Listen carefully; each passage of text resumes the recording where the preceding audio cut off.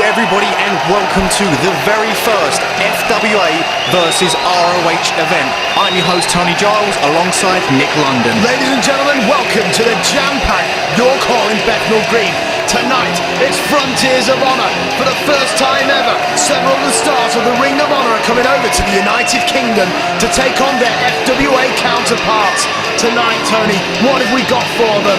Very first kicking off the event, Nick, we're going to see James Tighe take on the ECWA 2003 Super 8 winner, Paul London, closely followed by Xavier taking on the one and only ECW legend, Mikey Whipwreck. And also, don't forget, it's going to be the FWA debut of Burchill. He's going to take on the Duke of Danger and Simmons, Hampton Court tonight. And then we're going to cap off part one with the rematch to end all rematches. It's going to be AJ versus my new best pal, Jonny Storm. You know, Nick, the less said about Jonny Storm in my eyes, the better. But at the moment, James Charles has just entered the ring. Let's kick things off.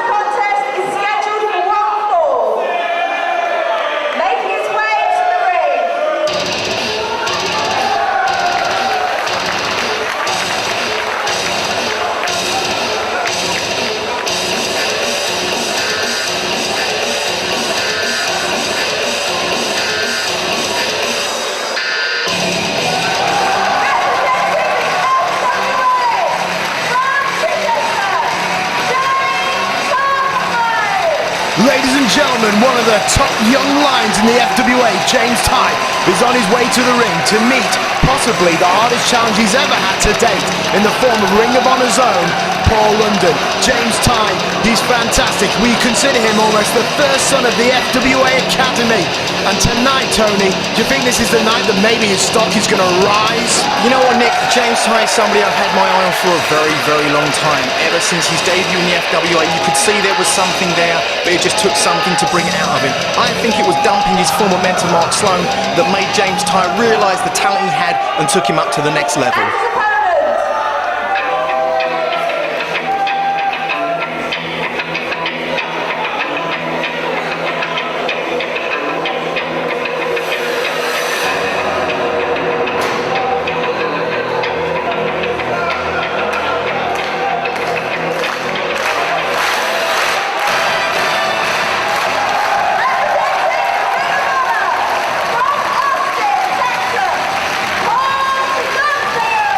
Very first time he's over here, Nick, and he's over representing the Ring of Honor versus FWA. It's the ECWA 2003 Super 8 tournament winner, the one and only Paul London, trained by none other than Shawn Michaels and Rudy Boy Gonzalez. These two men are so evenly matched. This is going to be so hard to call, but Nick, I cannot wait. No, neither can I. Paul London, as of late, over the last few months in the Ring of Honor, his game has improved tenfold. He recently held the #1 contendership trophy, and that is quite prestigious in the Ring of Honor competition. However, tonight, it's not about the Ring of Honor #1 contendership trophy or any titles. It's all about the spirit of competition. FWA versus Ring of Honor. Referee Andrew Coyne now getting Paul London to the corner to check his ring boots. I'm not sure he's quite used to this, but he's going to have to because he's fighting over here in the United Kingdom. As we see both men, Nick, the obligatory handshake must start the match. When we have the handshake, then things can get underway. FWA and Ring of Honor officials spent ages trying to compromise on the rules for tonight. However, the handshake was kept in. For the spirit of competition, I think it's a fantastic idea. Both men have shook hands, and now we're ready to wrestle. As Paul London slowly making an advance there toward James Tighe. Both men circling the ring as they go in for the lockup. And there they are, James, nice arm drag. James obviously making a statement there about his technical prowess. Both these men, as you said, so evenly matched. Technically, high flying, you name it, they're even. Back in once again, and Paul London takes over James Tighe this time. Anything you can do, I can do better. Paul London is making a statement right back at James. It's very early on in the match, Nick, excuse me there. What do you think we're going to see out of this match, Nick? Is it going to be technical? Is it going to be high-flying? As James Tighe now goes in with a waistlock. Paul London reverses the waistlock of his own. James Tighe back again. Paul London, and they both part. Both men desperate to jockey for position there. If you can get behind, then you can control the match. You can set it to your own pace, and you've got the advantage. And that's what these two men want. Both these men are under a huge amount of pressure here, Tony. Both men want to get the first point in this Ring of Honor versus FWA competition. You know, Nick, it has to be a little bit daunting. It's Paul London's first time over here wrestling in the UK, and he walks into York Hall Bethnal Green. He sees the over 1,000 capacity crowd, and he's wrestling James Tighe. He's got to have butterflies. For me, I'm going to give the advantage to James Tighe. Well, I'm not sure who's going to win this match, but whoever. I say the man who wins this match, that company will eventually win the whole tournament. The first point is so important. Paul London now, desperate to hold on to that headlock. But Tony, let me remind you, the last time James Tighe was in Bethnal Green, York Hall, he had that phenomenal triple threat match against Ghosh and Xavier. Let's see if he can give us another match of the year candidate right here tonight. Paul London still with a vice-like grip there. James Tighe tried to break the headlock, but Paul London keeping it firmly on. James Tighe now with some blows to the abdomen of Paul London, and he sends him off into the ropes. Paul London knocks down James off the ropes. He goes over James. Oh, standing moonsault! And James was not expecting that. And now Paul London goes to kick to the head, but misses, and James with a waistlock. James Tighe with the waistlock there. Paul London, both men back up to his feet, in with the wristlock. A forearm there to James Tighe, sends him off into the ropes. James reverses, he ducked that clothesline, goes for a drop kick, and nails it. Both men were down, both men are up. Now James off the ropes, oh, moonsault drop kick. At the moment, Nick, it's been move for move, it's been very even. In a match like this, the only way I can see you would get an advantage would be whoever makes the first mistake. I know it's a bad thing to say, but whoever makes that first mistake, I can see coming out on the losing end. All it's going to take is one tiny slip up, and one man will have the advantage. You think that's a terrible thing? I say that's fantastic. This is what the spirit of competition is all about. You got to be perfect to win in the FWA and Ring of Honor. Paul London now wailing away at James Tighe. It's a good thing the yellow and red card system is taken out, because you've got to believe that one of these men could have received the yellow already. James now with the reversal. James in the corner. Paul London follows. James Tighe back Jody drops him over the top rope. The block of the hand. Forearm on his own. And Paul London now over the top. Oh, and a lovely head scissors takedown. A nice vaulting head scissors there, taking James from one side of the ring to the other. Paul London goes with the baseball slide through the legs. James Tighe goes with the kick, and Paul London, a lovely spinning heel kick, taking James Tighe down. Sweet Mother Mary, that was a hell of a kick, and now another moonsault drop kick. Paul London in control. Have you ever seen a drop kick as nice as the way Paul London does it, Nick? He puts that extra little bit of flair in. And Nick, James Tighe goes with an awesome monkey flip there. Paul London sent up, and he's going for the top rope. And Paul London to the outside. That was beautiful, Tony. James Tighe used a nice technical shove to shove Paul London to the outside. Paul London just smacked his jaw across the railings on the outside, and that could be... Oh, wait a minute. Tony, Looks like Paul may be favouring the arm over there. Nick, it looks as though it's just reiterated the point I just made. Whomever makes the first mistake is going to be at a loss. It looks as though Paul London may have damaged his arm, or his elbow when he crash landed onto the guardrail. James Tighe has noticed it, and it looks as though James Tighe is maybe going to try and work over that one area of the body, try and get FWA 1, Ring of Honor 0. You know what, James Tighe, you started out as Mark Sloan's lackey, but look how far he has come. He is now on the verge of beating Paul London. James could very well get a great rep. Oh! Lovely arm wringer there, it looked like. James is on the verge of breaking out to the United States to join Johnny, Doug and Jody over the pond. You know what, Nick? I think it's a little bit too early to count out Paul London yet. He is a phenomenal competitor. Saying that, though, James Tighe is basically just working over that one area, but Paul London goes with a reversal there, and he has got a wrist lock, trying to shake the pain out of his arm as James Tighe... Oh! Awesome leg snap there. Oh, it looks as though he had the elbow, but he was also going for the wrist as well. Tell you what happened, Paul London was trying to isolate the arms of James Tighe, but because, oh wait a minute, it's going to tolerate, but Paul drags him down. James with a kick. Let's see where he can go here. James now over the top, misses. Oh, sweet, beautiful kick to the face of James there. Paul London in control. Where's Paul London going? Paul London's on the outside of the apron. He's signalling for something. I'm not quite sure what it is. Oh my lord! Shooting star press from the outside of the apron. Nick, there's like 5, maybe 6 inches gap out there, and he managed to shooting star press, but you saw the look of pain on his face. It's obvious that he's just hit his arm, he's hit his elbow. He may have taken James Tighe down, but has he done himself some damage as well? That was slamtastic, quite frankly, Tony. And now Paul London is working over the corpse of James Tighe. However, you've got to wonder whether that arm's going to come back to haunt Paul London. He is obviously injured, and you don't want to be injured in a match against James Tighe. Lovely roll up off the springboard. 1, 2, kick out. Springboard Oklahoma roll there, but it wasn't enough for James Tighe. Now, Nick, every time Paul London is using that arm, basically he's hurting himself. But at the moment, it doesn't matter because all he cares about is winning this match. James Tighe now with a waist lock. He's going for a German, but no, Paul London rolls him up. 1, 2, the kick out. A kick out there from James Tighe. Paul London, awesome enziguri, takes James Tighe over. Gorgeous step up enziguri there by Paul London, and now he's got the cover. 1, 2. Not quite. At the moment, basically, Nick, Paul London is wrestling this match with one arm. You can see him clutching it. He doesn't want to use it, but he will if he has to. He'll do what it takes to make sure that Paul London leaves a lasting impression in the York Hall Bethnal Green. Awesome senton bomb there. Did hurt James Tighe, but you can see the pain on Paul London's face. Paul London now, 1, 2, 3. Very close. I would have thought I could have got the free count. Paul London there drove the wind out of James Tighe. But James still had the energy, the kick out. Paul London now, a couple of unceremonious kicks to the back of James, and now he's got him in the corner. He's going to launch him out, but James is holding on for all he's worth. You see what James Tighe's doing there? He's blocking Paul London, but he's also wrenching the arm every time, causing more pain to Paul London. As Paul London up onto the second rope. Oh, but James reverses! No, wait, he's got him! He's hooked him at one strength, bridging! Oh, that was gorgeous. 1, 2, 3, no! It was a bridging fall-away slam there, Nick. Sorry to cut you off. James Tighe looks as though he thought that was going to be it, but Paul London still managing to get that badly injured arm up as James Tighe now into the ropes sends Paul London off.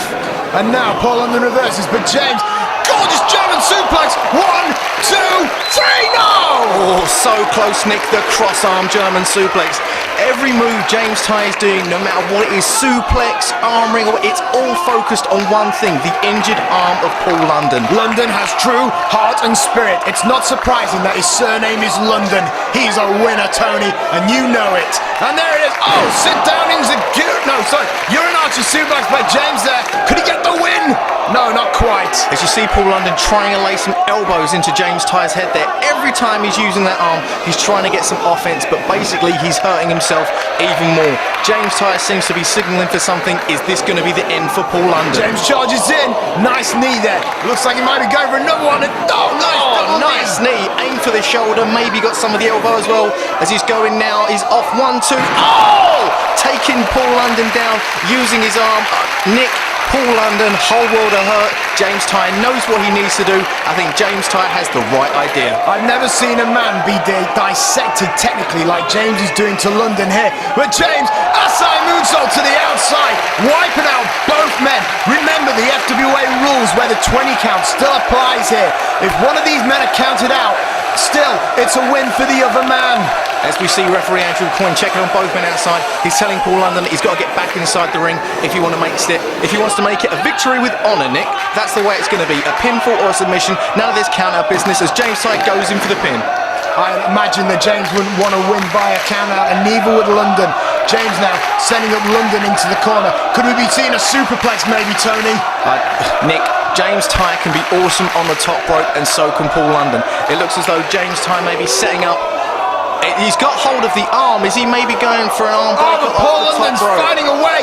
Pretty much James. Could he be going for the London Star Press? But no, James cuts him off. It's why I'm thinking, Nick, Paul London on the top rope is a dangerous thing, especially if you've got a London Star Press looming over you. Although James Tighe is going, it looks as though he's going to go for an arm breaker. A snapmare off the top rope. James Tighe is down. Paul London is signalling for something. But James once again cuts him off. Paul London is desperate to hit the London Star Press, because if he can hit it, it's going to be 1 point to Ring of Honor, because it'll be all she wrote. But James is going for the superplex. Can he get him over? But London reverses. London reverses, sending James Tighe face first. Paul London's up. Oh, we're going to see it, Nick. Is this going to be it? London, stop! No! Oh my lord, Nick, he went for it. He hit it. He missed. James Tighe had the smarts to roll out of the way as he rolls through, and he goes up and he's going Here he goes for minimal. Titanic! And he hits it perfectly. Come on, James. This is gonna be it. Wait a minute. James is standing. Shooting star press. 1, 2, 3. Nick, that's it, Tony. It's all over, Nick. FWA 1, Ring of Honor 0. FWA 1, Ring of Honor 0 indeed, but it's still early days in the competition. James Tighe is your winner. James Tighe has got the early lead for the FWA. But coming up next, Tony, Xavier is going to have a lot on his plate, because he's going to take on the former ECW legend, Mikey Whipwreck. Wow, Nick, that is an amazing match, but I cannot believe the match we have just seen. Two young veterans already in this business. They haven't been in it very long. They were very evenly matched all the way through the match, but James Tighe managed to use the advantage towards the end and come out on top. FWA 1, Ring of Honor 0. Look at this. It's not necessarily about the winning or the losing. It's about the competitive spirit of the day. However, you've got to believe that if it wasn't for the injured arm of Paul London, which James Tighe handed to him early in the contest, Paul London would have had a fighting chance. This was a true battle of the young lions, Tony. James Tighe came out on top. Congratulations to James Tighe, but also congratulations to Paul London, who came over to the United Kingdom and gave us a match to really be proud of.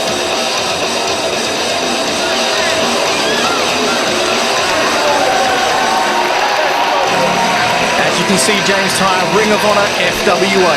Two companies fighting for the same thing, the spirit of competition. What a great start for the FWA, but we're going to see if Ring of Honor will be able to catch up. There's still a lot more to come, but I'll tell you one thing, this match has set a very high standard for the rest of the evening to follow. And coming in now is referee Steve Linsky to referee the next match, and, well, he's not a very popular man, is he, Tony? Well, to be honest, Nick, no, he's not. But the two men that are going to be in this next match are... Ladies and gentlemen, now makes the score 1 point to the FWA.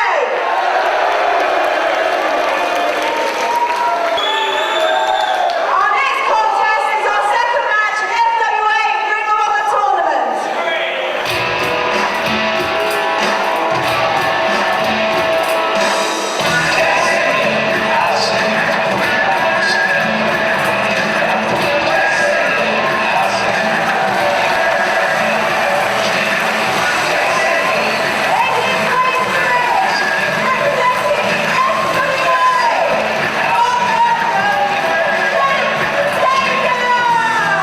We see Xavier making his way to ringside, slapping the hands of some of his fans, Nick. Xavier made his debut in the FWA a little over 2 years ago, answering an open challenge issued by the show stealer Alex Shane. Now, although he wasn't able to win the match on that night, what he did manage to do was open the eyes of some of the FWA fans and open the eyes of the FWA management. Ever since that day, there's been a fire burning inside of Xavier, trying to get better and better. This has led him to classic matches against the likes of Doug Williams, Fleisch and the All England champion, the Zebra Kid. Will tonight be any different? Will tonight be the night that Jack Xavier goes one up against the ECW legend, Mikey Whipwreck? It was an absolute crying shame, Tony, when Jack Xavier was looked over for Rookie of the Year. But you've got to believe that a win over the ECW legend will more than make up for it.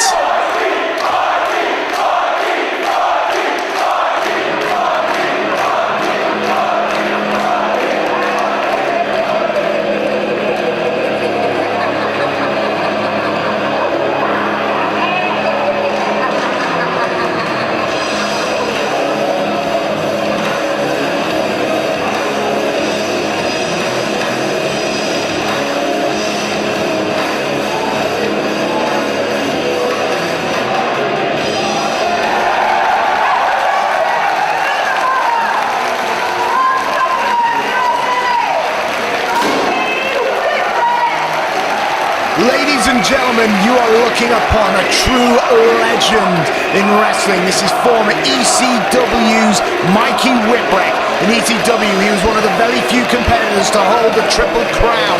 That is the World Television, the Tag Team, and the World Heavyweight Championship. He's also had a former stint in the WCW Cruiserweight division.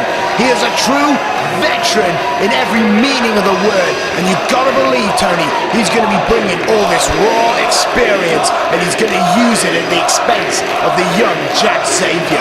You know what, Nick, looking at this match on paper and looking at it in person as well, Mikey Whipwreck has such a huge advantage over Jack Xavier. He was in ECW, he was in WCW, he was even in the WWF for a short period of time. He actually wrestled Taz on WWF Raw. All of these years of experience have got to weigh heavily in Mikey's favour. But what Jack Xavier does have on his side is youth. Are we going to see more quickness from Jack Xavier? Are we going to see some more elaborate moves from Jack Xavier? Or is it going to be ring smarts and ring veteran Mikey Whipwreck walking out with the win? Yes, Jack Xavier is a much nippier competitor, but that's because Jack Xavier, like Mikey Whipwreck, doesn't have years of being battered over the head with a steel chair and doing these ridiculous falling from the top of the ring apron to the cold concrete. That's right, Nick. As we see Mikey Whipwreck, is he going to get into the ring, Nick? Mikey Whipwreck seems like a strange character to me. He's a little bit all over the place. He's a little, well, let's put it this way, Tony. He's a few sandwiches short of a picnic. He really does have a few screws loose in his noggin, if you know what I mean. I know exactly what you mean, Nick. But this match, looking at it from a wrestling point of view, this should be absolutely off the charts awesome. The second match on Frontiers of Honor, Mikey Whipwreck versus Jack Xavier. Jack Xavier and Mikey Whipwreck, they have a lot of similarities. I'm sure just by looking at them that you can see it, Tony. Jack Xavier might want to look at Mikey Whipwreck real close, because Jack, if you continue the way you're going, that's your future, bucko. As you hear the sound of the bell, Nick, the second match of Frontiers of Honor is underway. Mikey Whipwreck versus Jack Xavier.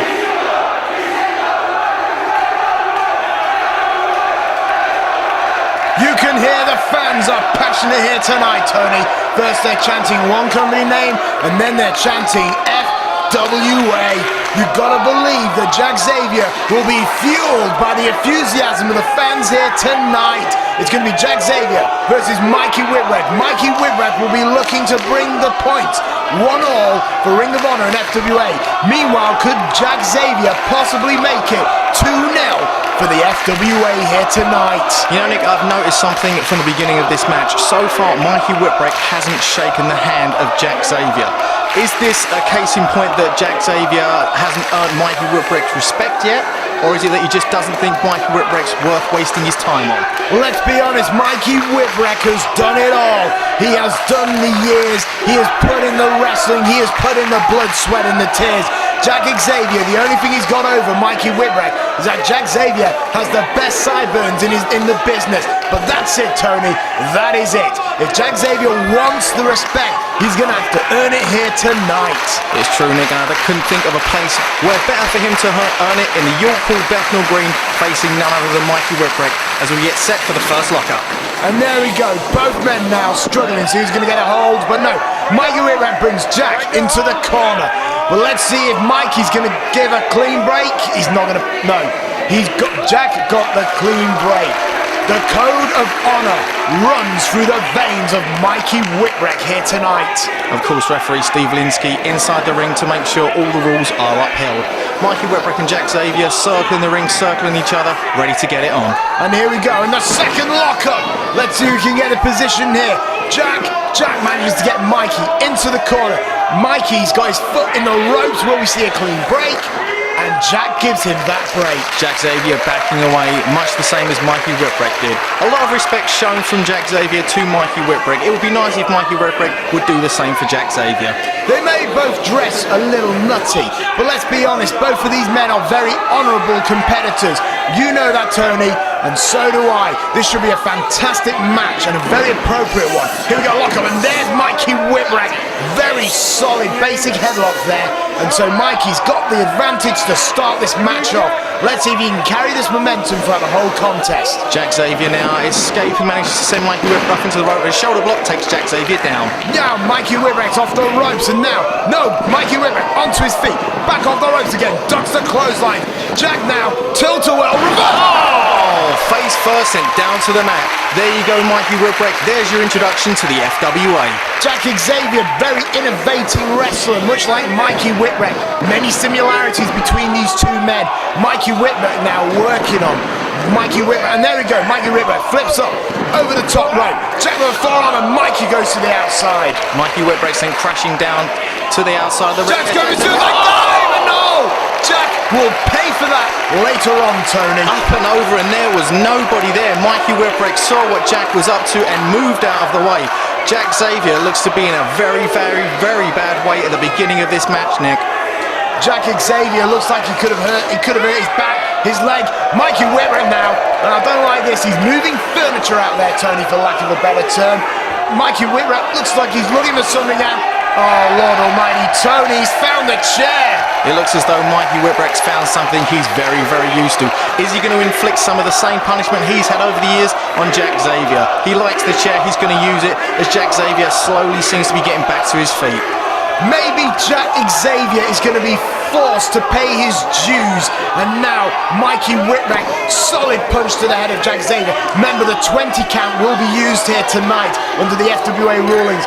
But here we go, Mikey Whipwreck now. He set him up on the table, Tony. What's going on? He's got Jack Xavier laid out for something. It looks as though he's got the ring bell somewhere, Nick. Oh, he rung his bell, Tony. Oh, that's gotta hurt. That has got to hurt, Nick. You're right there. As Mikey Whipwreck conversing with some of his fans. Mikey Whipwreck now is stalking over the prone and vulnerable body of Jack Xavier. The veteran throws Jack into the crowd, and again, Jack dumped unceremoniously onto the hard wooden ground. Crashing down to the floor. Maybe Mikey Whipwreck, there's a method in his madness, is going to try something crazy here. And oh my Lord! Up and over the guardrail. It looked like he might have taken Mikey Whipwreck out. Jack Xavier, but he's taken himself out at the same time.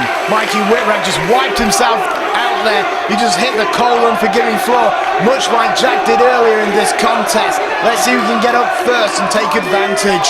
Jack Xavier up onto his feet, both men in the crowd at the moment. Jack Xavier seems to have a small advantage at the minute over Mikey Whipwreck. Looks like he's going to try and maybe take him back into the ring and try and get things done inside the squared circle. Jack Xavier's leading Mikey back to the ring, and there he is. They've taken it back to the ring. Mikey Whipwreck looks like he's a little dizzy. Maybe his age is catching up on him, Tony. I don't mean to be disrespectful, but it's just that Jack Xavier is such a young gun here in the FWA, and he's got to be bursting with youthful exuberance. A nice suplex, a body slam there from Jack Xavier. Jack Xavier seems to be signaling. He's signaling for the top rope. This is an area that Jack Xavier is used to. And the fans want Jack to fly. But Jack, I've got to tell you, Tony, Jack's taking way too much time here. A veteran like Mikey Whipwreck, this could be costly. Jack over the top, but he misses the soul time. My word, a swing and a miss for Jack Xavier. An awesome super kick takes Jack Xavier down. Surely this is it, Nick. 1, 2, 3. My Lord, Tony, that was a hell of a wonderful kick there for Mikey Whipwreck. I just saw the light flash before the eyes of Jack Xavier.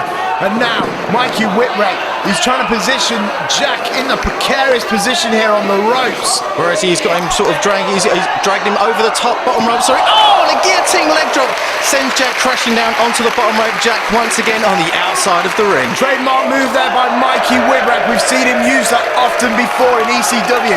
Not so much in Ring of Honor, mine. Looks like Mikey could be going back to those roots of his. Mikey Whipwreck now. Looks what like are we going to see here, Nick?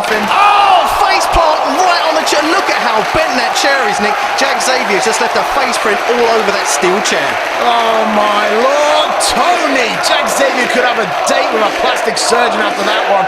He was just forced onto that chair and his face must be damaged beyond belief. Jack is clutching his face, whereas Mikey Whipwreck is grinning like a madman. Mikey Whipwreck does seem there is a method to his madness. It's going to hurt Jack Xavier. He's not going to break him down bit by bit. He's going to take the whole thing in one go. You say there's a method to his madness, but Tony, let me ask you this: is it more method or is it just more madness? Is Mikey Whipwreck trying to bring pain to Jack? No, Jack Xavier kicked out. He's got too much heart, too much pride. The FWA versus Ring of Honor competition is on the line.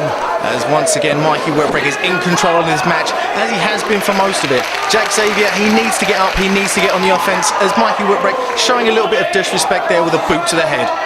Off the ropes, Tony. Jack comes back, but wait, swinging neck breaker, and both men are down.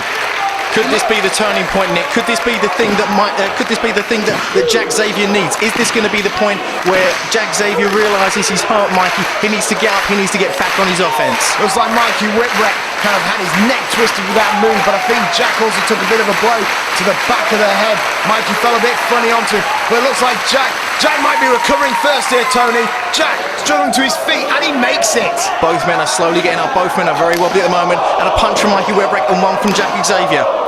Remember the red-yellow card system not in effect here. Punches will be a little more lenient. Off the ropes. Jack off the ropes now. And there we go. Hip toss attempt. But block over the top. Couple of forearms to the head. And here we go. Jack liner. Nice one. Jack Xavier using the offense, using the momentum. 1, 2, 3. Oh! Mikey Whipwreck managed to get the arm up right at the closing seconds. Look at Jack Xavier's face. Come on, ref. I thought that was a free. I believe you too, Jack. I swore that was a free myself. But the competition continues here tonight. Mikey Whipwreck is one tough customer to put away. Jack now, he's sending Mikey into the corner. Mikey hits the corner, but a foot to the face. And now Mikey climbing up. This could be dangerous. Could it be tornado DDT? No, it was an attempt. Jack Xavier blocks. He goes in for the clothesline. Mikey Whipwreck. Oh, Russian leg sweep. The back of Jack Xavier's head crashing down to the mat. 2, 3. No, another kick out. I gotta tell you, for a madman, Mikey Whipwreck is a fantastically technical wrestler. Mikey Whipwreck was concerned with the referee. Hang on a sec. Jack up. No!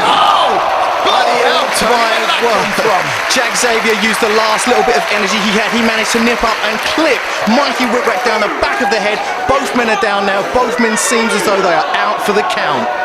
Both men look like they're dreaming, and this could come down to a double count out. As we see both men now, they're not moving very quickly, Nick. I've got to say, referee Steve Linsky is putting the 10 count in. Jack Xavier, though, slowly, ever so slowly, trying to make it to his feet.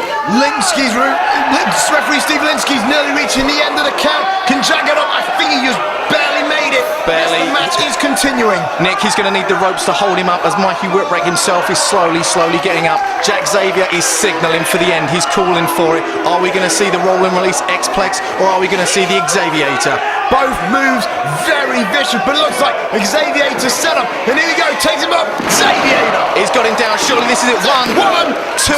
No! Mikey Whipwreck's managed to kick out of Jack Xavier's finisher. Look at the look on Jack Xavier's face. 1, 2, 3. Come on, ref. I thought that was it. When you consider that Mikey Whipwreck has been taken from the top rope through several hundred tables, chairs, thumbtacks, you name it, to a cold concrete floor, I'm not that surprised he kicked out, but all the same, the Xaviator is a devastating move, and Mikey Whipwreck kicked out. Jack must be wondering, what have I got to do to put away this man? Mikey Whipwreck's got the foot, takes him over, and oh my word, he must have learned one of those kicks from his former tag partner, Yoshihiro Tajiri, taking Jack Xavier down. What a crushing blow. Is he going to be going for the same sort of thing, Nick? Is he going to do the same thing again? He's pulling Jack Xavier up. He's picking him up. He set him up. Maybe he's going with Xavier himself. No! Oh my word! whippersnapper Jack Xavier is out. The original whippersnapper. 1, 2, 3. Oh! Jack Xavier managed to kick out of Mikey's finisher. Look at Mikey. 3. It took 3, referee. I'm a former world champion, and that's all it took. Jack Xavier proving that he really wants to walk out of here tonight. 1 up on Mikey Whipwreck. Tony, have you ever seen anyone kick out of the whippersnapper? I haven't, and now this match continues.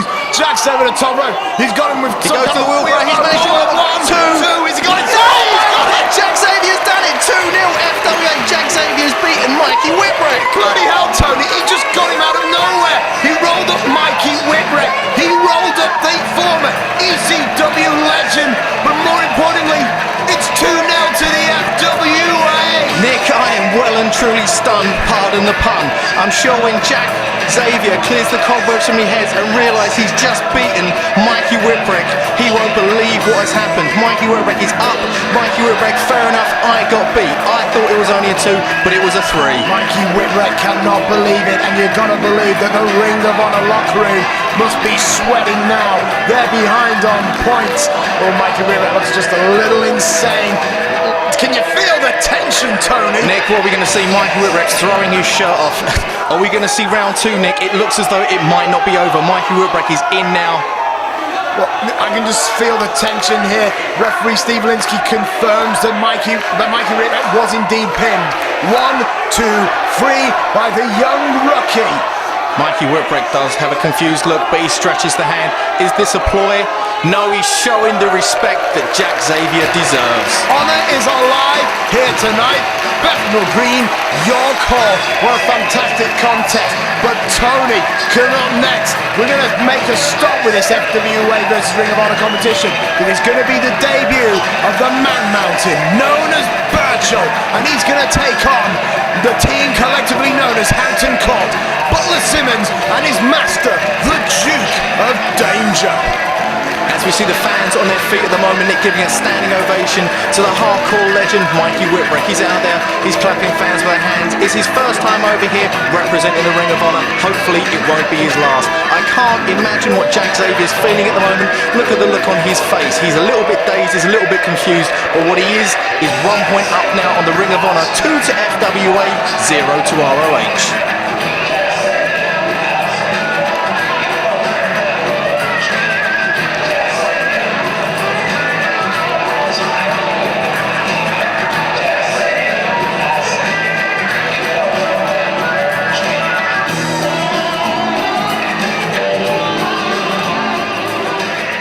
May 17th, 2003, FWA, Ring of Honor, Frontier of Honor. Today is going to be low-key versus a gentleman who's very dangerous in that ring, and he goes by the name of Fleisch Barker. Now, Fleisch Barker, you claim to be this big shooter, this big danger in the ring. I'm not here to prove anything other than what I do. And that is every time I step into the ring, I prove that it is not the size of the fighter, but the size of the fight he will bring.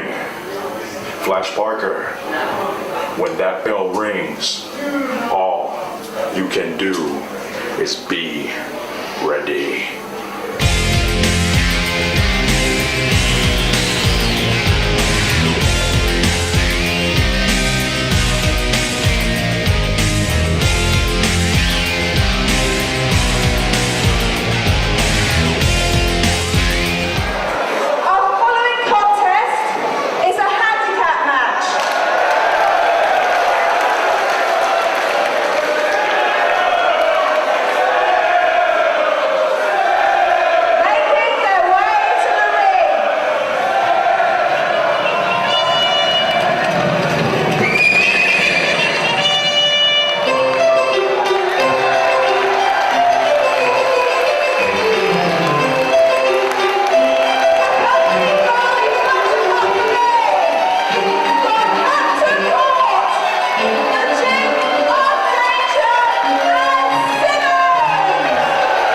Here they come, Nick, accompanied by the maid Buttercup, the Duke of Danger and Simmons. Tonight wrestling the rookie monster known only as Burchill for the very first time. Now Nick, it's very strange to me, but Simmons is one of the most popular wrestlers in the FWA. I'm not entirely sure why. Maybe it's his spiffy dress sense, or maybe it's his fine recipes on frontierwrestling.com. All I can say is this: tonight Hampton Court have certainly got their work cut out for them. Aye, Simmons is indeed a very popular man. I can't quite figure out what it is, but Tony, a question we've got to be talking about is on the British Breakout Tour, the Duke of Danger at the hands of Haid Ranson broke his arm. Now apparently he was cleared to wrestle, but I've noticed he's still wearing that cast. Tony, do you know anything about this? Nick, I'm not entirely sure. I'm sure the Duke will clear things up for us right now.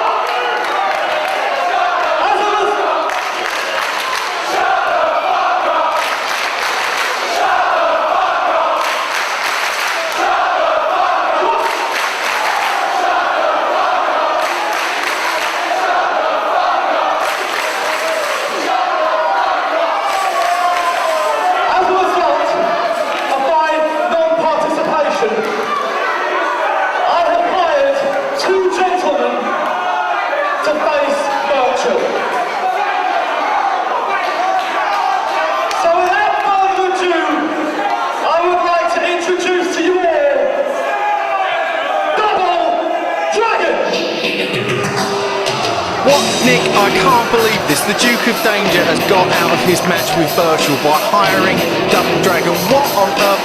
Nick, I think the Duke is just a coward. How can you accuse the Duke of being a coward? He probably got the best doctors money could buy to ensure that he was fully fit to take on Burchill. You don't want to go against Burchill with a slightly broken arm now, do you, Tony? No, I think this is a very wise decision. Let Double Dragon take the blunt of the blow that is Burchill. Well, Nick, you know, whether he's got a broken arm or not, he thought he'd be cleared to wrestle, and the fact of the matter is, we're not going to see Hampton Court versus Burchill. We're going to see Double Dragon versus Burchill. Personally, I don't really mind, but it seems to me as though the Duke has weaseled his way out of something else.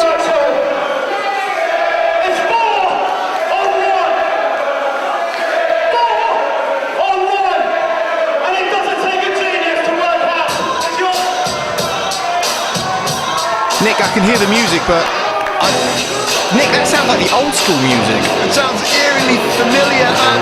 What is this? It's Dean Ayass! Dean Ayass is back in the FWA. Oh my lord, I can't believe it.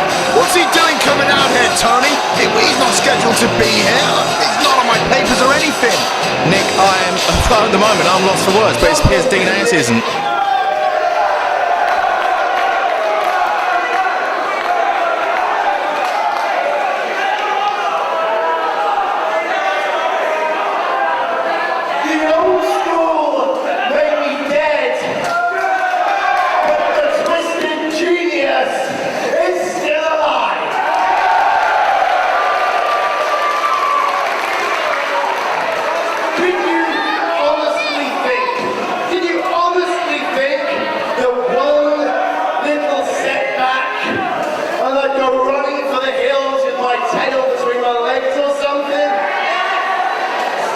I'm one of the all-time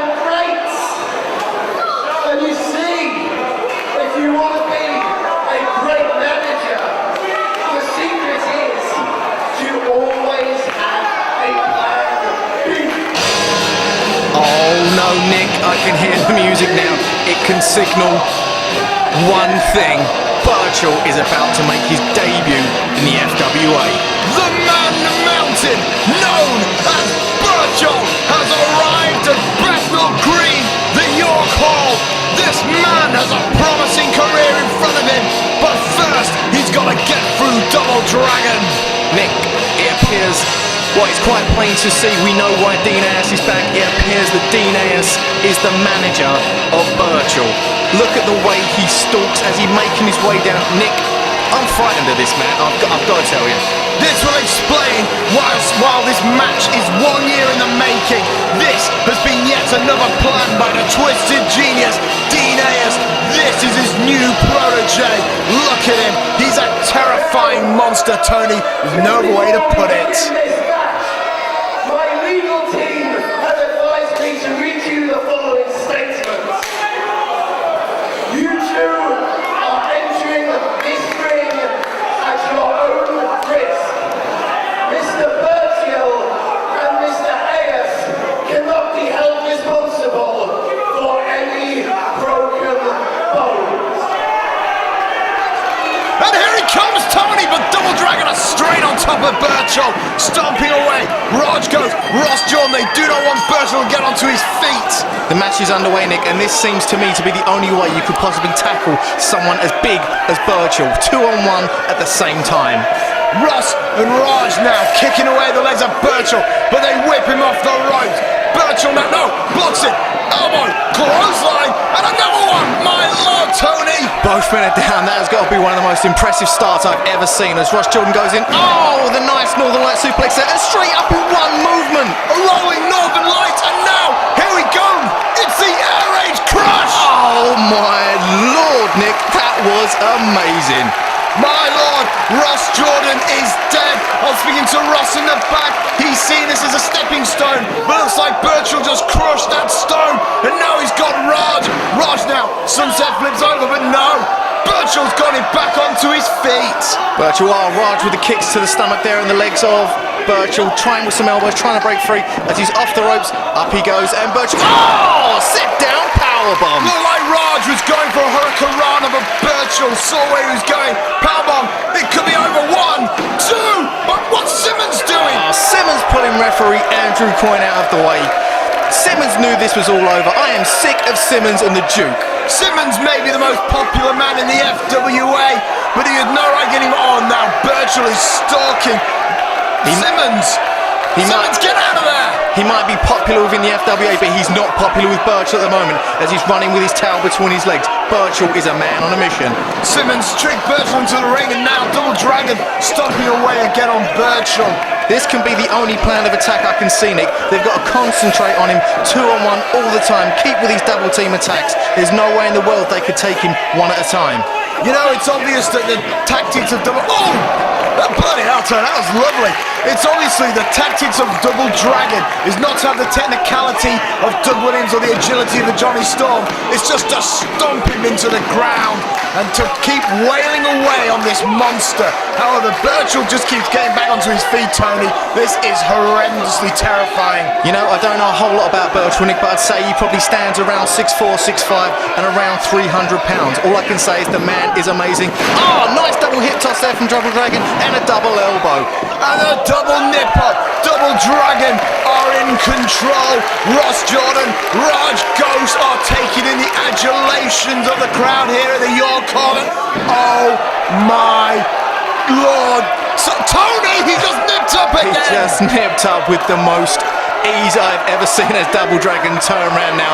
Please, Mr. Burchill, please, as Raj Ghosh sends his tag partner into Burchill. Looks like Ross Jordan will be a sacrifice, but no, Raj Ghosh kick to the gut, whips Burchill.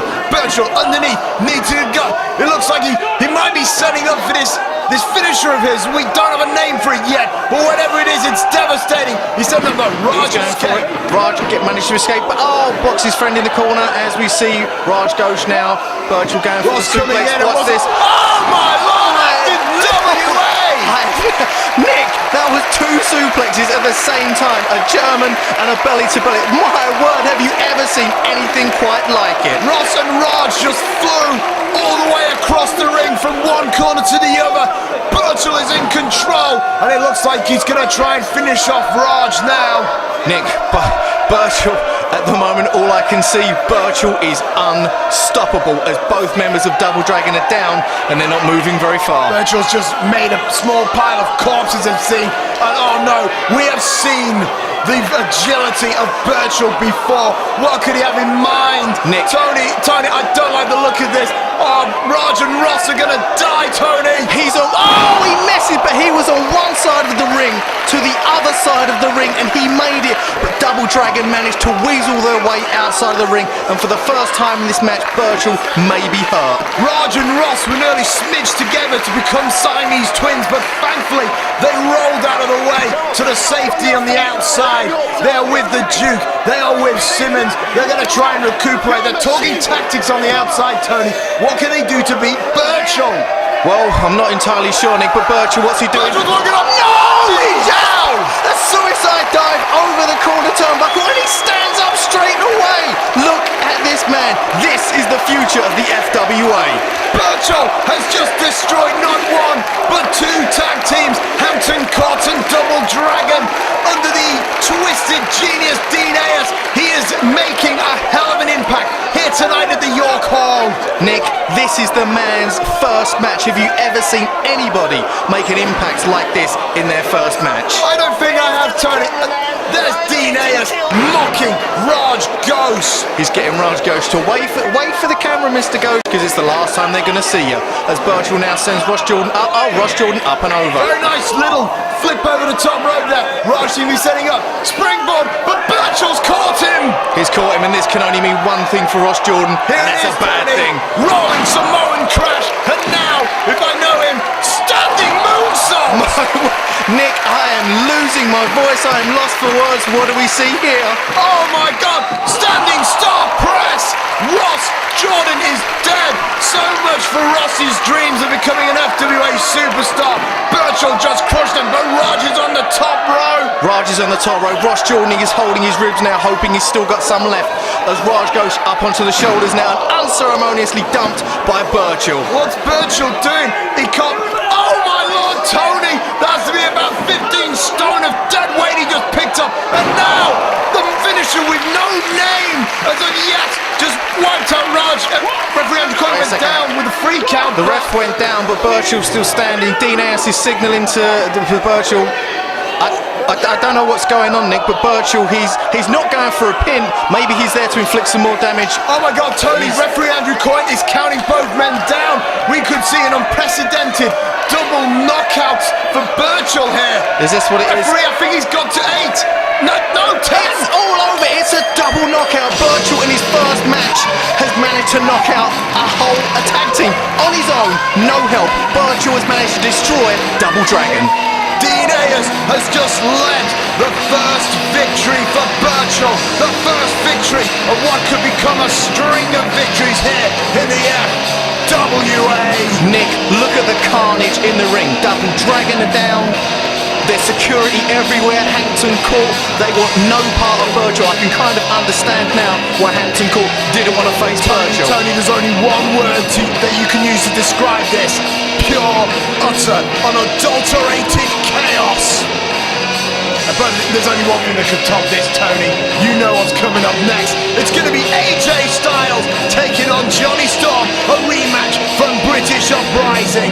The competition continues. Ring of Honor versus FWA.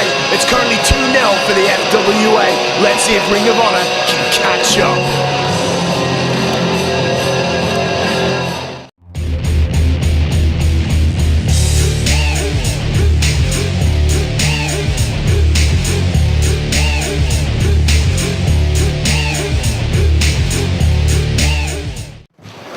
When the family speaks, you people will listen. And Britain's #1 wrestling journalist will write it down. Oh, how it began. Small. Just a few of us. And look how we've grown. The numbers, they got greater. They got greater. And now the family has become the premier stable in wrestling history. Why? Because everyone, all of us, have made make the sacrifice. Good things start to happen. Both Herman, Alex Shane, Nikita. Just like every other time, we have your numbers. We have your futures in the palms of our hands, and we will crush them. So says the family. Amen.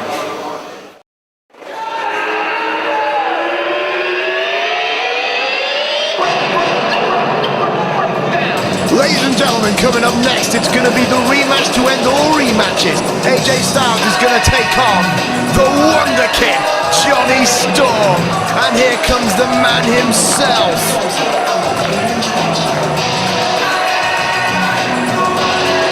There he is, ladies and gentlemen, former FWA All-England Champion and the new XPW European Heavyweight Champion. Oh, I gotta tell you, Tony, Jonny Storm, as far as I'm concerned, is my new all-time favourite wrestler in the FWA. When I first watched Jonny Storm, he was cocky, he was arrogant, and that's what made him a great wrestler. But when I started watching him in the FWA, he was hippie and happy and hoppy, and Tony, it made me sick.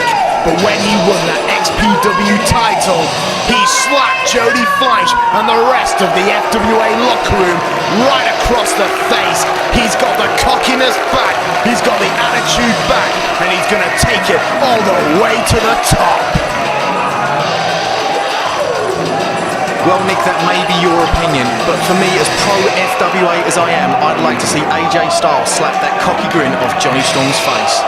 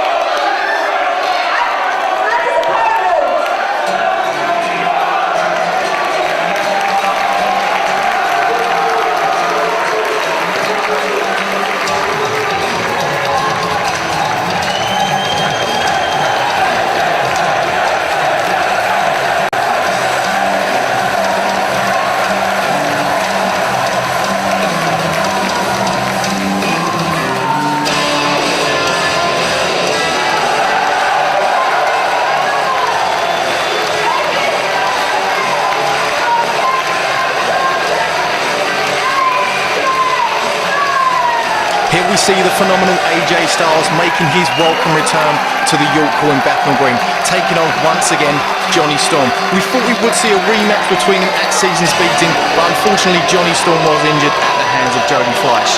Nick, you yourself have said it, this will be the rematch of all rematches, and personally I can't wait. Well, the first time these two men met, it was at British Uprising, and all the fans called it match of the night, and I have to agree with them. Let's see if AJ Styles and Jonny Storm can do it again. But I gotta tell you, when Jonny Storm is in the match, it's guaranteed to be match of the night. Fair enough, Nick. Jonny Storm is a very, very talented athlete, but a lot can be said for AJ Styles. Although he wasn't victorious on his first trip over here, the second time round, you know, it can all change round. At the moment, Jonny Storm does have the advantage with 2 points to the FWA. ROH are lagging at the moment, but is AJ Styles going to be the one to turn it all round for the Ring of Honor? So, Tony, you want AJ Styles to win, correct? Nick, answer me. Right, Nick, from an FWA point of view, I'd like to see FWA go through and win every single match. But from a personal point of view, like I've said before, I'd like AJ Styles to give Jonny Storm a big slap. That was such a coward answer, Tony, and you know it. You want AJ Styles to win because, unlike me, you're not a patriot of the FWA. And look at AJ Styles offering the hand. It's obvious he's going to try some dirty, cheap, underhanded tactic. but Jonny Storm was too wise for AJ. Quick clap of the hand, let's get the match underway. As both men circling the ring now, we're about to start off. If this is anything like their first encounter, it's going to be off the charts. And they lock up. Jonny Storm now he's dancing around AJ, take him to the ground. Amateur remove. Oh, and that's him saying that on the mat I'm better. Jonny Storm is just being very, very cocky at the moment. He's showing no respect to AJ Styles and no respect to these fans. He's saying, look at me, how great am I? Well, let me remind you, Tony, this cockiness is what brought Jonny Storm to the dance in the first place. He's been losing his cockiness as of late, but now he's on the rise of his career. He's a European heavyweight champion, and now he has the privilege to face the best on both sides of the ocean. There's AJ now with the wrist lock. That's right, Nick. AJ Styles the wrist lock. Jonny Storm with a reversal all on his own. AJ Styles manages to roll through a nip up, back into the wrist lock, up into the waist lock, a full Nelson, takes him over the snapmare and a slap to the back of the head. This is the kind of thing I'd like to see. What a dirty, cheap tactic. I'm sure it's a yellow card offence getting slapped to the back of the head. I wouldn't know about that, Nick, but as you know, the red and yellow cards have been abolished for this show. AJ Styles seems to be getting some dirty mouth from Lynn. I think Steve Linsky ought to disqualify AJ Styles for that mouth of his. Jonny Storm and AJ Styles now circling each other. A few dirty words there from both men, and this is getting rather heated. Vicious arm drag by Jonny Storm, a cheap arm drag by AJ Styles. Double drop kick, both men miss. Here we go now, AJ with the headlock. AJ Styles with the headlock. Jonny Storm's going to want to get out of that as soon as he possibly can, as he's blatantly grabbing the hair. Come on, referee, get on the case. That was an honourable hair pull, Tony. Let's not get confused here. Really? Jonny Storm rolls through now with a headlock onto AJ Styles. Well, it looks like AJ's pulling the hair of Jonny. What a hypocrite. There he goes, sends Jonny off the ropes. Jonny off the ropes, takes him down. Now, oh, wait a minute. Oh, my word. He manages from his back to arch up and take him over the Hurricane Rana. AJ Styles once again with a headlock and a sweeping kick takes Jonny down as both men nip up and back down you go. Bloody hell, they both nipped up and AJ caught him with a cheap underhanded punch to the chin of Jonny Storm, and now Jonny could very well be out. Nick, are you watching the same match as me? Because what I just saw was AJ Styles proving at the minute he's a better wrestler than Jonny Storm. This is a punch. Oh my, oh! Beautiful, Jonny. Keep on him. Tony, answer me this. Is a punch legal in the FWA? It is for tonight, Nick. There's no red or yellow cards. I hate you, Tony. Jonny Storm now in control. He's receiving the gratitude of the ringside fans, and now he's going back to this sadistic American that is AJ Styles. Jonny Storm is definitely working on the offense here as he sends AJ into the guardrail. AJ vaults over, and he goes with a savant kick, but Jonny Storm manages to grab it. Oh! Enziguri kick takes Jonny Storm over onto the mat. Jonny successfully blocked one kick, but didn't see the other one coming. I'll give AJ credit for that. That was rather ingenious. One thing I have noticed with this match, the first time these two men met, oh, bloody hell, first time these two men met, it had honourable, it was, but this is there's so much tension in the air tonight, Tony. You can cut it with a knife. Nick, I know what you mean. This is about honour, but it's also about which company is going to come out on top. Obviously, AJ Styles know that the Ring of Honor are lagging no points as yet, and he's going to be looking to get some points for them. Oh, awesome neck breaker there. What on earth would you call that, Tony? Look like a neck breaker. Free? No.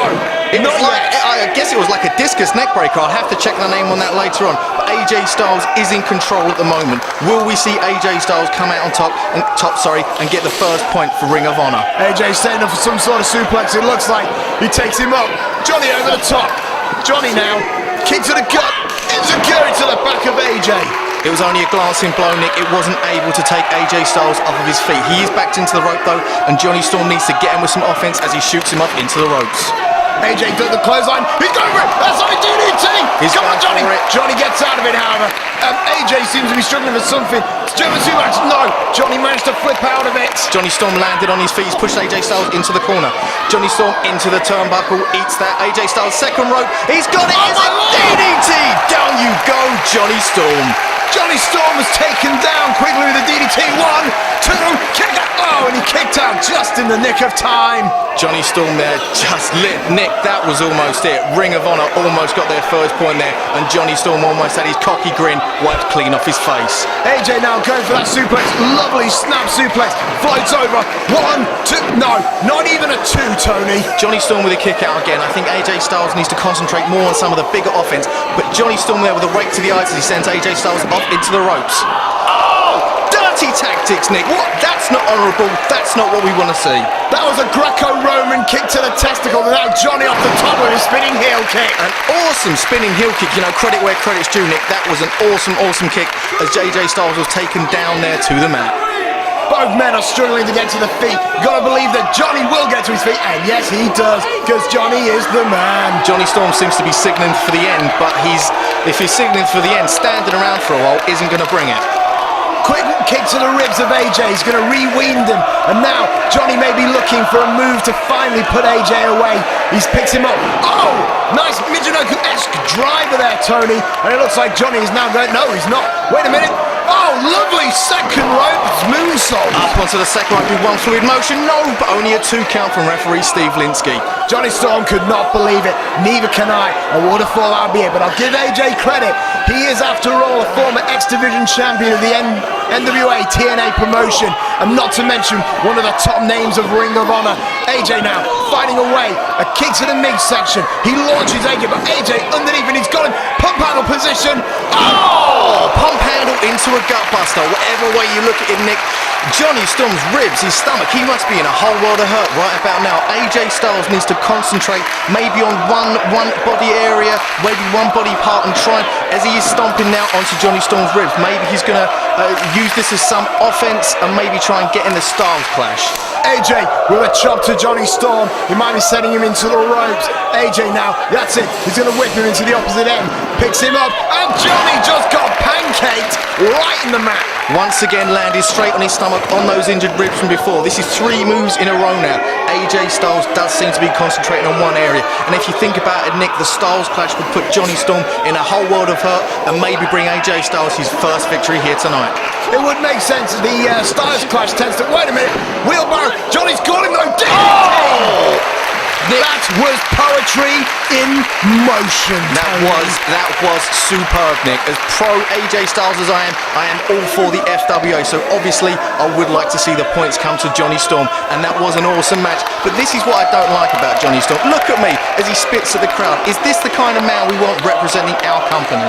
Yes, yes, yes. Because Jonny Storm is a winner, and he's taking AJ to the corner. Oh, what a great forearm there by Johnny. Johnny is in control, but I've got to tell you, Tony, doesn't look like Johnny's just looking for the win. This looks like a competition of one-upmanship.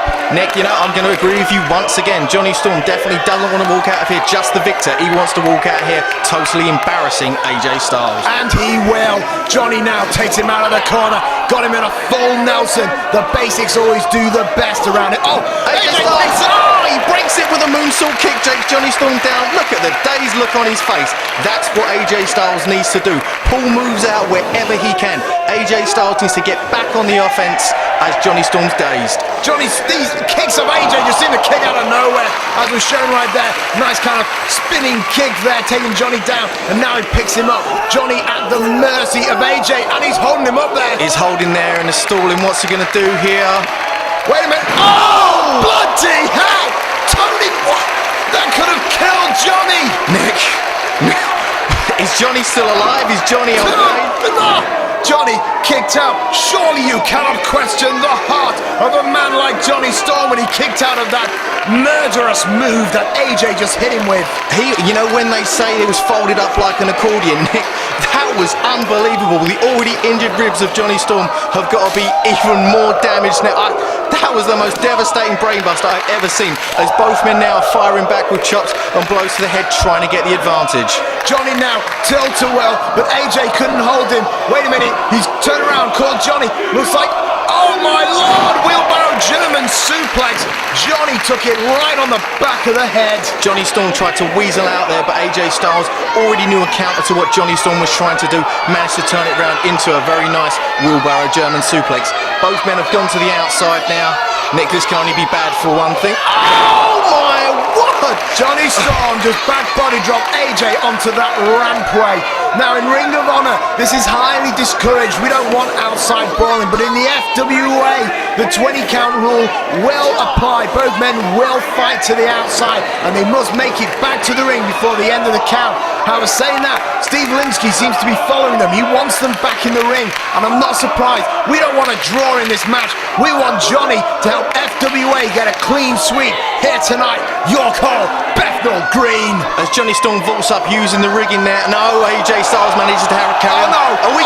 Is he going to do it? He looks like he's going for the Styles Clash onto the rampway, but no, Jonny Storm has managed to roll through. But AJ Styles manages. He's still got hold of him. He's held it on. He's still got hold of him. Styles Clash. And he's taking him up. Oh my! Well, powerbomb onto the knee. Nick, I can't believe it. I'm just thankful that AJ didn't hit the devastating Styles Clash on the top of the rampway. That would have been all for Johnny's career, but Johnny, through his own skill, managed to escape. Nick, so far AJ Styles has worked over the ribs. With a devastating move like that, he's working over the back. Before, it was about the spirit of competition. Now I really truly believe that both these men just want to hurt each other. How can you like a wrestler like AJ Styles when he sadistically dumps the body of Jonny Storm onto the rampway like that? Johnny could be facing serious injuries here. The freak out. Will he be torn? No, Johnny Storm kicked out. Last minute, Nick, last minute. I don't know, I think Johnny's proving why he is, without a shadow of a doubt, the #1 wrestler here in the FWA. You know, Nick, I'm not going to take anything away from Jonny Storm. He is a fantastic wrestler. I just don't like him Johnny as a firing person. back! And he took that one. AJ's got it. Back suplex. Oh! A back suplex, but he held on. Jonny Storm once again folded up his head, his body. He's still kicking out though, Nick. I cannot believe this, that AJ Styles hasn't been able to put away Jonny Storm so far. But thank God, this just goes to show that when it comes to the FWA, you don't want to mess with Jonny Storm. Johnny now, however, hang on a sec. Johnny's caught him. What's this? It's a stick shift driver. That's a very innovative move, Nick. I'm quite surprised AJ Styles managed to kick out of that. He just landed straight on the back of his head. Perhaps Jonny Storm is going to start working over one area to go for the Super Rewind Hurricane Rana. Johnny looks flabbergasted. He just hit that horrendous driver move. AJ was out. Should have been out like a light, but he's still flickering. There's no one home, but the lights are on. Johnny off the rope, but AJ flipped him up and caught him across the shoulders. He's got him in a fireman's carry. Are we going to see? Oh, there you go. Spun round and draped unceremoniously over the top rope. It's the first time I've seen it. I don't know how to describe it. DVT hangman maybe, Tony? Whatever you want to call it, Nick. Jonny Storm now coming up. He's on the top rope. This is a dangerous place for Jonny Storm to be. Oh, he wound up for the discus clothesline, but Jonny Storm in with a boot as Jonny Storm a few punches there to AJ Styles. Wait a minute, out of nowhere, the rewind Hurricane Rana. Wow, he actually managed to hit it. I've never seen it hit from there, and no! That was a free, referee Steve Linsky. That was most definitely a free. He didn't hit it from the normal position. He still managed to hit the finisher, but it wasn't enough to put AJ Styles away. Jonny Storm must be thinking, right, if this didn't put him away, I've got to think of something that will. Can I believe that he hit the rewind Hurricane Rana, but AJ is still standing tall. Johnny now, backdrop to his outside, but Johnny holds on. He's climbing to the top rope. AJ doesn't see him, but he does now. He turns around at the last minute. AJ Styles manages to catch him though. Are we going to see it? He's going for it. Can it be? No! The Styles Clash. This is it. It's all over. Come on, ref. 1, 2. Johnny! Oh, thank the sweet Lord, Tony. I cannot believe that Johnny just kicked out of the Styles Clash. Nick, the first time we saw AJ Styles hit the Styles Clash on Jonny Storm, unfortunately there was no referee in the ring. I am of course talking about British Uprising, and AJ Styles wasn't able to win. This time Jonny Storm managed to kick out. I've seen loads of AJ Styles matches and nobody kicks out of the Styles Clash, but Jonny Storm just proved me wrong. Both men have hit their ultimate move. It looks like AJ's going for one more Styles Clash, but Johnny fights out. Right hands by both competitor. AJ the strongest, but wait, Johnny's caught him. What the? Oh! Nick, that's got to be it. 1, 2, 3. Oh, 3! That was a freak! Tony! It wasn't a powerful kick out, Nick, but he did the job. All he did was drape the arm up, but he still managed to continue, still managed to be in this match. Jonny Storm is less cocky now. He's thinking, right, okay, what have I got to do now? He's kicking out of this, he's kicking out of that. It's going to take one ultimate move. A nice headbutt there from Jonny Storm as he drives AJ Styles into the corner. Jonny Storm now taking AJ to the top rope. He's hit all these powerful moves. Let's see if the top rope Hurricanrana could get it done right here tonight. Ring of Honor versus FWA. Come on, Jonny, hit it and take it home. Oh, AJ Styles has caught him. We've seen this before, Nick. Is he going to go Jonny, for the fight second for rope? it. But wait, Jonny escaped. Jonny is down, but he's back up. And here we go. Wait, springboard. Hurricanrana. Wow, a Hurricanrana taking AJ Styles from the top rope down, Nick. Surely that's it. If AJ Styles and Jonny Storm comes in for the Jonny's cover. got it. Come on, 2, 3, no. Yes! Once again, AJ Styles has managed to kick out. Jonny Storm utilises the Hurricanrana from wherever he can. This time it was from the top rope, but still, Jonny Storm looks upset. It's still not enough. Upset. Jonny Storm looks flabbergasted that AJ Styles managed to kick out of that top rope springboard Hurricanrana with a move with that many syllables in it. It should be devastating. But now, Jonny's taking AJ to the corner, wailing away. He could be setting up for something, maybe the rewind, but no! AJ caught him with a forearm. AJ and now, Styles, he manages to block him, and that was a powerful clothesline, taking Jonny Storm down to the mat. AJ Styles is going outside. What are we going to see here as he springboards up? Oh my word! 50-degree moves on Jonny. 1, 2, 3, he get it. AJ Styles won. 1 point to the Ring of Honor. He got it. He thinks he's ended the match. No, it was 3, Tony. It was 3. AJ Styles with the springboard 450 style splash. AJ Styles won, bringing the Ring of Honor back into the race. It's 2-1. FWA's is in the lead. But I've got to say, that was a phenomenal match. And I think, Tony, you ought to appreciate the hard work that was put in there by Jonny Storm. Nick, I'm going to appreciate the work put in by both men. As you can see, the crowd, everybody is standing up on their feet. Everybody is in absolute awe. What an awesome way to finish off Frontiers of Honor Part 1 with a match of this caliber. Well, we've got a lot more to look forward to, Tony. In Part 2, the Ring of Honor champion himself, Samoa Joe, is going to take on FWA All England champion, the Zebra Kid, plus Loki versus Fleisch Barker. Christopher Daniels versus Jody Fleisch, and don't forget that phenomenal 6-man hardcore tag challenge. As we see referee Steve Linsky signalling to Jonny Storm, it is a match with honor. You do have to shake your opponent's hand. Even though Jonny Storm was quite cocky at the end of the match, surely after everything both men have been through, Jonny Storm has to show the respect that AJ Styles deserves. The Code of Honor demands that Jonny Storm shake the hand of AJ Styles. AJ Styles offering it, not surprisingly, Tony, he did win it after all. It's not cocky arrogance, it's just the right thing to do, Nick. This was a match with honor. Come on, Jonny, even you might have changed your attitude towards the FWA, but come on, prove that you still fight with honor. I would never Nick, fall. there you have it. We've seen it, the handshake there from Jonny Storm. But Jonny Storm, you dirty Nick. Good Jonny, stomp him away. Stomp that American into the ground. Jonny Storm is proving why he is a champion, Tony. And what's Jonny going for? Yes! Go for it, Jonny! Come on, waffle his brains for breakfast. Jonny Storm proving he's a champion, yeah, Nick. Do champions use chairs? Do champion needs chairs? Jonny Storm's just a small man with a big man's attitude. But wait, we see the Phoenix Jody Fleisch running from the back. Well, we got to wait. What's Jody doing here? Wait, he dumps the clothes. Oh, drop kick to Jonny Storm. Jonny spills the outside. Very strategic escape there, Tony. Jonny Storm with a swing and a miss on the chair on Jody Fleisch, and you can bet your ass, Nick, Jonny Storm is outside that ring. Jonny Storm wants no piece of the Phoenix Jody Fleisch. Well, not surprising, he has got a chair in his hand. But Jonny Storm, Jody Fleisch, the tension is building between these two. Oh, I fear the day when these two meet, because hell will just burn down and the building they're in will crumble away. What a phenomenal match, and what a phenomenal first half it's been for the Frontiers of Honor. Nick, you gotta believe this is not gonna be the end of this story. There is so much animosity between Jody Fleisch and Jonny Storm.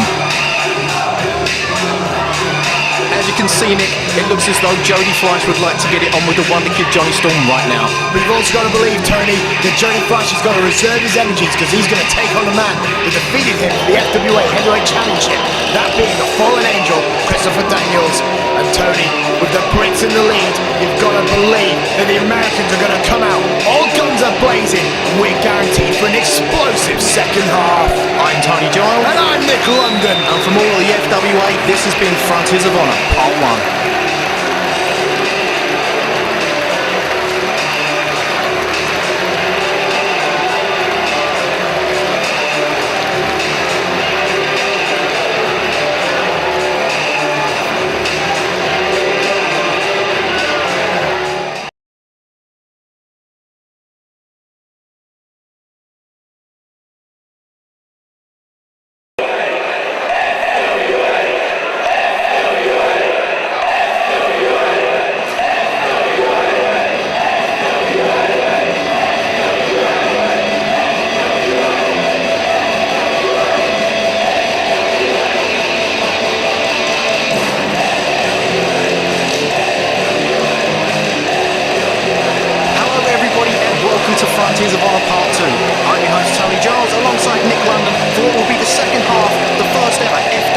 versus Ring of Honor Super Show tonight at the York Hall in Bethnal Green. Ladies and gentlemen, welcome back to the York Hall in Bethnal Green. Tonight we've got some fantastic matches lined up for you. Tony, why don't you tell us what they are? First off, Nick, we're going to see the ROH champion Samoa Joe take on the FWA's All England champion, the Zebra Kid, in what I'm sure will be one of the hardest hitting matches we've ever seen. And then following that, it's going to be a 6-person tag team hardcore challenge. The team of the family will challenge Herman, the show stealer Ayass, and Nikita. And then just after that, we've got a purest dream come true, as FWA's Fleisch will go head to head with Ring of Honor's Low-Key. And to round off the evening, Nick, we're going to see two former FWA champions go at it one more time. The fallen angel Christopher Daniels representing Ring of Honor, and the Phoenix Jody Fleisch representing the FWA.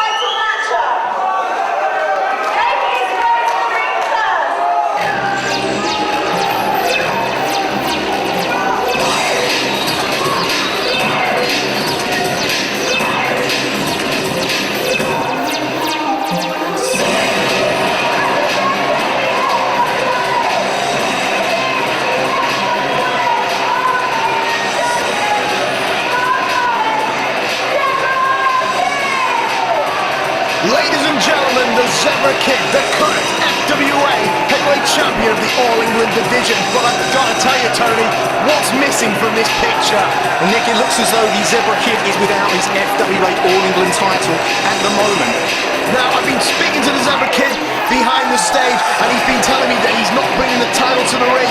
This is because this match is a matter of honor. There is no title on the line, only Ring of Honor versus FWA competition. There's a lot of pride on stake here.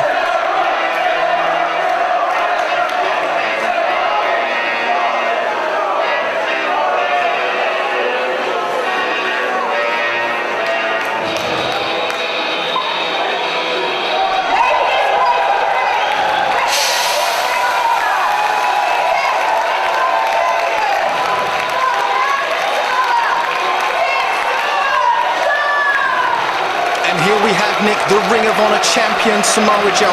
But Nick, it looks as though Samoa Joe's bringing his title to the ring. I don't know why, because as you said before, this match is purely about honor and it's about the point system, guarding at the end of the night who's going to have the most points, who's going to be the winning team. I'm a little disappointed. I would have thought Samoa Joe would have showed the same respect for the Zebra Kid and left his title belt in the back. But it looks like the Ring of Honor champion is getting the mic. Let's listen up, Tony.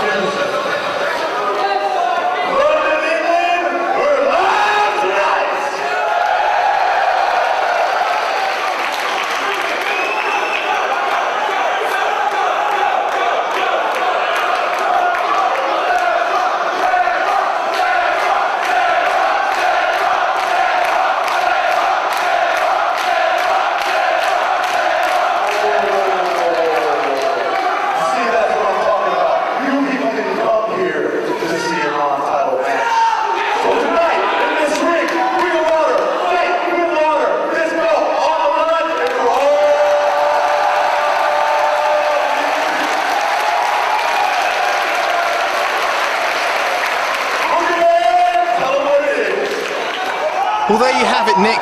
The Ring of Honor champion Samoa Joe has decided to put his ROH title on the line for this match. So not only can we see the Zebra Kid gain a point for the FWA side, we could also see him walk out here tonight as the Ring of Honor champion.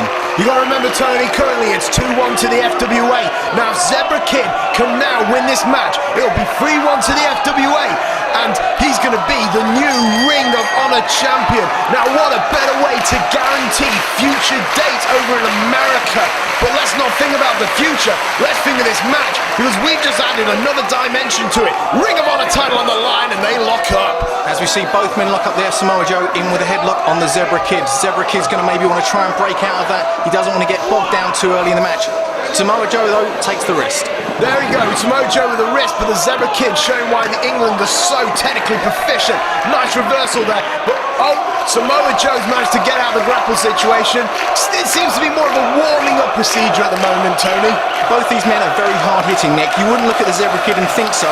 Wrestling someone against Samoa Joe, you would say Samoa Joe would have the advantage, but that's not the way I see it. Although Samoa Joe going in there with some very hard kicks to the Zebra Kid. Lovely takedown there, and he's got like a double leg bar of sorts. Can Zebra get... Yeah, Zebra's got to the ropes. Now, like you were saying earlier, Tony, these two men are very firm competitors. This will, I reckon, will be one of the most hard-hitting matches that we'll see tonight. Oh! And that was a lovely example right there. Nick, that was very hard-hitting. And one thing the Zebra Kid's going to have to look out for, Nick, is Samoa Joe's choke. Samoa Joe actually managed to win the title with a choke. But Zebra Kid firing back now with some stiff kicks. Oh, and awesome! Inzaguri taking the ROH champion down. Zebra Kid's up top now, Tony, and up and over he goes, Nick. One thing you can't say about the Zebra Kid is that he's very graceful, but what he does do is get the job done. Zebra Kid's on his feet and the Ring of Honor champion is down on the ground. I've often said this before, that the Zebra Kid, he may lack the grace of a Jody Fleisch or a Jonny Storm, but that was a hell of a hard impact. And now Samoa Joe is at the mercy of the contender to the Ring of Honor Championship. And looks like Zebra Kid is setting up for something. We've seen this before, Tony. He looks like he's setting up for an elbow drop or something. Are we going to see? He's coming. Oh, he was on the chair and Zebra Kid dropped the elbow, sending Samoa Joe down once again. Nick, to me, it looks as though the ROH are going to have a new champion tonight. Looks like Samoa Joe smacked the back of his head there. The Zebra Kid with an elbow square in the throat of the Ring of Honor champion. And now Zebra Kid kicks to the back of the head. Looks like he could be working on the head, but Samoa's fighting back up. It does look like that, Nick. It looks as though every time Zebra Kid is hitting Samoa Joe, it's just psyching him up a bit more. As we see Samoa Joe up now, Zebra Kid is still laying in them shots, but Samoa Joe is still standing. Couple of stinging shots, and now Zebra launches Samoa Joe. Zebra follows it, but Samoa takes him down. We look like it was also the Uranagi move there, but the Zebra Kid is down. That was beautiful. Zebra Kid was running into the clothesline. Samoa Joe just caught him and swept him clean off his feet and down to the mat. Zebra Kid looks like he was struggling for air there. Might have collapsed his throat. And now Samoa Joe with a slap and a kick. That was an awesome kick there. And as I said earlier, Nick, Samoa Joe's finisher is a choke. If he is going to work on the head and neck area, and with moves like that, it's pretty obvious he is. It looks like it's only going to be a matter of time before Samoa Joe gets one more point for the Ring of Honor. What a devastating knee we just saw, followed by the pinfall. Looks like Samoa Joe, being the sadistic champion that he is trying to collapse the throat of the Zebra Kid, perhaps setting up for that chokehold that you were talking about earlier, Tony. And now Samoa Joe stomping away and putting the weight on the neck of Zebra Kid. Oh, Samoa Joe there with the face wash, not one, not two. Oh, and a third. Nick, is he gonna... Nick is setting up for it. He's setting up for the big one. Oh! He almost took his face off. Looks like Zebra Kid's gonna have to get some pretty serious skin lotion for that. His face must be rubbed raw by that attack. That was terrifying, Tony. As Samoa Joe rolls to the outside now, the Samoa Joe is in control of this match at the moment. He's going over to the fans. It looks like he's asking for a chair. Nick, in my opinion, this cannot be good for the Zebra Kid. Anytime the chairs are involved, I always do wince a little bit. And I'm just ashamed that it's one of our boys who could be the end of it. Samoa Joe now playfully setting some kicks into Zebra Kid, and he's dragging him over to where he set that chair. I don't like the look of this, Tony. Nick, he's setting down. What on earth could he be doing? He's sat the Zebra Kid down and he's moving back quite a ways. The fans are behind him. What is this? Oh my Nick, he's put him through the guardrail. Oh my Lord, Nick, he's through the guardrail. Have you ever seen anything like that? Looks like Samoa Joe is doing a lap of victory here. It looks like he just scored the winning goal at Wembley or something. Nick, look at the guardrail. The guardrail is clean bent. The inside has been ripped out and Samoa Joe is reaping the adulation at the moment. If I was the Zebra Kid, and I'm not, I'd get back in that ring, I'd tap out, I'd lay down, I'd do whatever it takes to get Samoa Joe to stop hitting me. Simply put, Samoa Joe just kicked the Zebra Kid's head to the back of the net, and now Samoa Joe is in control. Few more kicks, working on that upper chest, throat area. The Zebra fighting back with his last dying breath. Zebra Kid has still got some fight in him, Nick. Maybe I spoke a bit too soon. There's an awesome awesome enziguri to the side of the head, taking Samoa Joe down. This match has been full of kicks, forearms and punches. This is one of the most brutal contests I have ever seen, Nick, and I've seen a lot. Zebra Kid now setting up for something. He's off the second rope. Oh, and a nice leg drop into the ghoulies of Samoa Joe. Nick, that was a leg drop into the nether regions there. And as it's just been brought to me, Nick, this isn't a match about honor. This is a fight. Both of these are honourable men, but at the moment it's all about the fight. Zebra Kid laying a few more blows in to the Samoa Joe ROH champion. Pinfall, but a kick out. He manages to kick out there, but you've got to believe Samoa Joe is a little bit dazed at the moment. It looks as though Zebra's just going to carry on, laying them kicks in, headbutts, whatever it takes to take the big man down. Couple of fan punches there in the corner, and Zebra Kid, he managed to get Samoa Joe onto the top rope. Could be setting up for something. Oh, this is like a bitch slap seminar going on right here, Tony. Nick, look at the slaps, back and forth, back and forth. Zebra Kid now, he's going up. What's he going for here? Oh my God! Jeez, Tony, did you see that? That was like a second rope DDT. Samoa Joe must be out. Looks like the Zebra Kid was aiming for that concussion throughout the whole match, and he might have just scored it there. And now he's going up top. Could he be going for the Zebra crossing splash, or maybe the perfect elbow, Tony? I'm not sure, Nick, but Zebra Kid is no stranger to being on the top rope. Samoa Joe in the middle of the ring. He is stirring, but Zebra Kid looks like he does have something dangerous on his mind. He's waiting for Samoa Joe to stand up, and wait, nice drop kick from the top rope. Both men are down. Sorry to cut you off there, Nick. It was an awesome drop kick. And as we see, Nick, the Zebra Kid signalling for his patented finisher, the Zebra Crossing. Now, if the Zebra Kid can hit this FWA boy will make us super proud, because not only will we be 3-1 up in this tournament, but it looks like the Zebra Kid could be leaving the new Ring of Honor champion, Tony. How awesome would that be, Nick, for the Zebra Kid to walk out here with 2 belts? But the Zebra Kid seems to be acting a bit cocky at the moment, Nick. He's jaw-jacking, he's showing off to some fans, when really he should be concentrating on Samoa Joe. Well, the Zebra Kid now finally managing to get to the top, just as Samoa Joe's beginning to stir. And now, the Zebra Kid, will he hit it? No! Samoa's got him down in the armbar! Samoa Joe managed to reverse it into a Fujiwara armbar. Are we going to see the Zebra Kid tap out here? Samoa Joe has got it locked in. Will the Zebra Kid tap right here tonight? Samoa Joe frustrated, and look, Tony, he's going for those knees straight off the bat. Nick, he's laying them knees in. They are a out for his finisher, but he goes for the pin instead. 2, 3, no! The Zebra Kid has still got some fight in him. The fire in the Zebra Kid still burns, but it looks like and Samoa Joe just snuffed out that flame. That was an awesome clothesline to the back of the head there. Samoa Joe back in for the pin. 1, 2, and a kick out again from the Zebra Kid. Looks like the Zebra Kid still has some will in him, and Samoa Joe, quite frankly, is looking a bit dumbfounded here, Tony. And now, Samoa Joe could be going for the kill. He might smell blood here, Tony. As we see Samoa Joe laying in some vicious kicks there to the Zebra Kid. Surely Samoa Joe, devastating forearm there. Surely Samoa Joe is going to want to start thinking about maybe applying that choke, maybe trying something to take the kid out. The Zebra Kid desperately trying to get to his feet, so desperately he's using his opponent as a kind of a support. I don't know how much more the Zebra Kid can take of this, Tony. You know, Nick, it seems at the moment as though Samoa Joe is being a little bit disrespectful for the Ring of Honor champion. He's laying in some blows, he's taunting them, he's being a little bit cocky, but again, the Zebra Kid is fighting back. Nick, I can't believe the Zebra Kid now with a couple of blows and then a kick to the nose, and there's a lariat. Samoa Joe still standing off the ropes again, but Samoa just won't go down. Zebra again, he's caught, and the vicious German. Awesome German suplex there. What we see, Samoa Joe's hanging on. He's going for the dragon suplex up and over on the back of his head, Nick. And Samoa Joe still has hold of the Zebra Kid. That was a sickening suplex. Nick, a cross-arm German suplex 2, 3, it's all over. The Zebra Kid has been beaten by the Ring of Honor champion Samoa Joe. That was a phenomenal match, but the Zebra Kid, he's out for the count. 3 suplex in a row.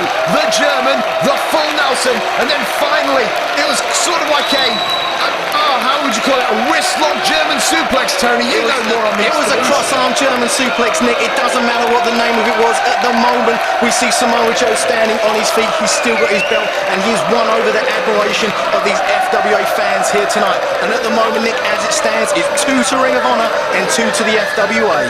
It's drawn now, and you've got to wonder, the next match to come up for Ring of Honor versus FWA will be Loki versus Fleisch Barker. But here a wonderful show of respect, Tony.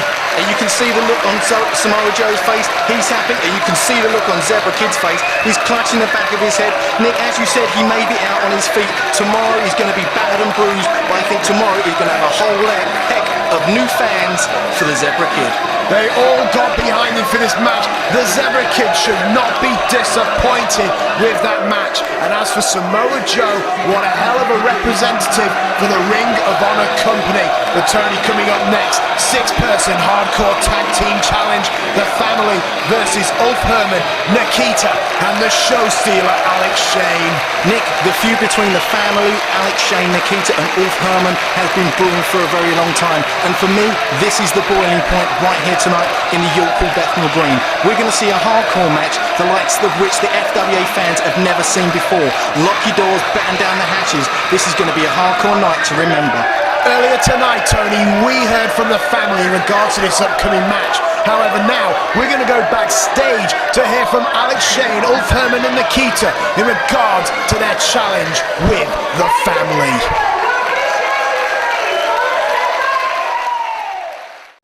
Saturday, May the 17th, 2003, the FWA ROH Frontiers of Honor. It's all about crossing frontiers, it's all about honor, but the honor stops now. You see, for the last 6 months, the Family have been running roughshod all over the FWA, but now, boys, it's personal. When you took the titles from around mine and Old's waist, when you smashed my girlfriend in the face with a chair, you got in my face, you got in my business, and now you're going to pay, because right here, in tonight's infamous Bethnal Green's York Hall, which has seen blood, guts, tears, and some of the most violent boxing that this world has ever seen, tonight it's going to see some of the most violent wrestling that the FWA has ever seen. Because we are going to kick your asses and win those belts back. And there are 2 things you can do about it. That's nothing and like it. And if you don't get what I'm saying, maybe Ulf, you can fill him in a little bit more. You know what? You know what? I'm sick and tired of Paul Travell. You know what you did last time? You remember splitting up my skull? I need 12 stitches to get it clicked. 12! And you know, now it's personal. It's not about the Family, Alex Shane and me. No, it's personal. It's Paul Travell and me. And tonight, it's payback time. So sit back and watch, because I kick some ass tonight.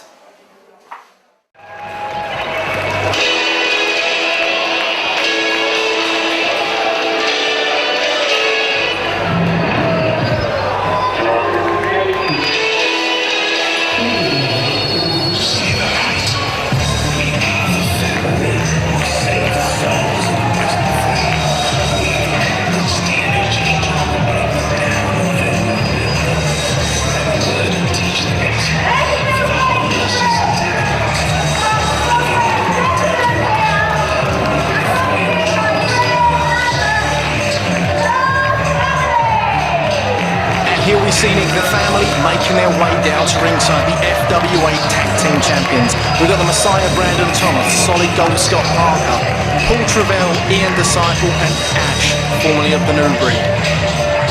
Founded by the Messiah Brandon Thomas and now being led by the new manager Greg Lambert, the Family are truly a devastating force in the Frontier Wrestling Alliance.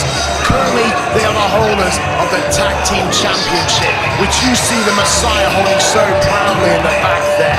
And there they are, walking around ringside, seeping terror through the fans here tonight in York Hall, Bethnal Green.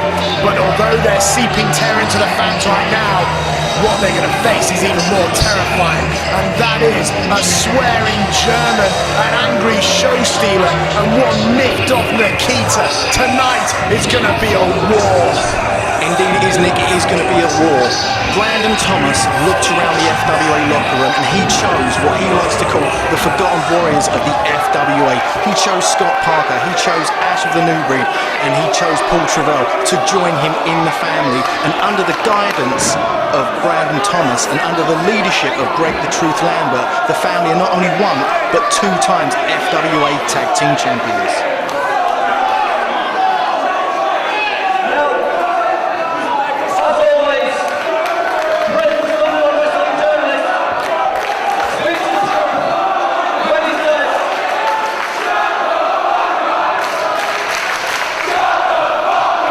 Nick, it appears to me as though the FWA fans tonight here in York Hall, Bethnal Green are not prepared to listen to the truth speak.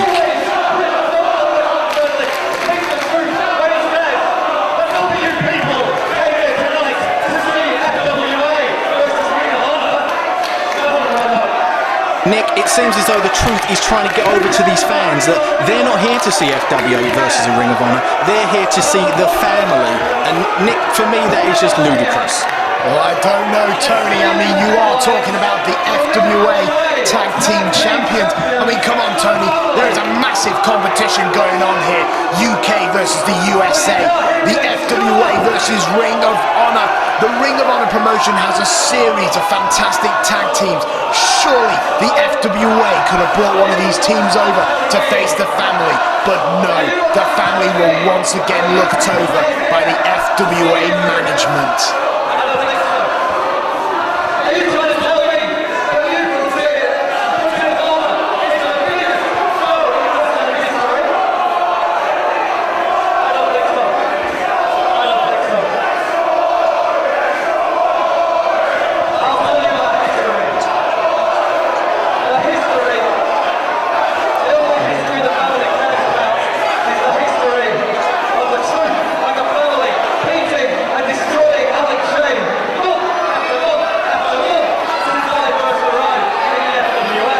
Nick, with comments like that from Greg the Truth Lamb, it's obvious to see why he's one of the most hated men in the FWA. Tony, I don't know what you're talking about.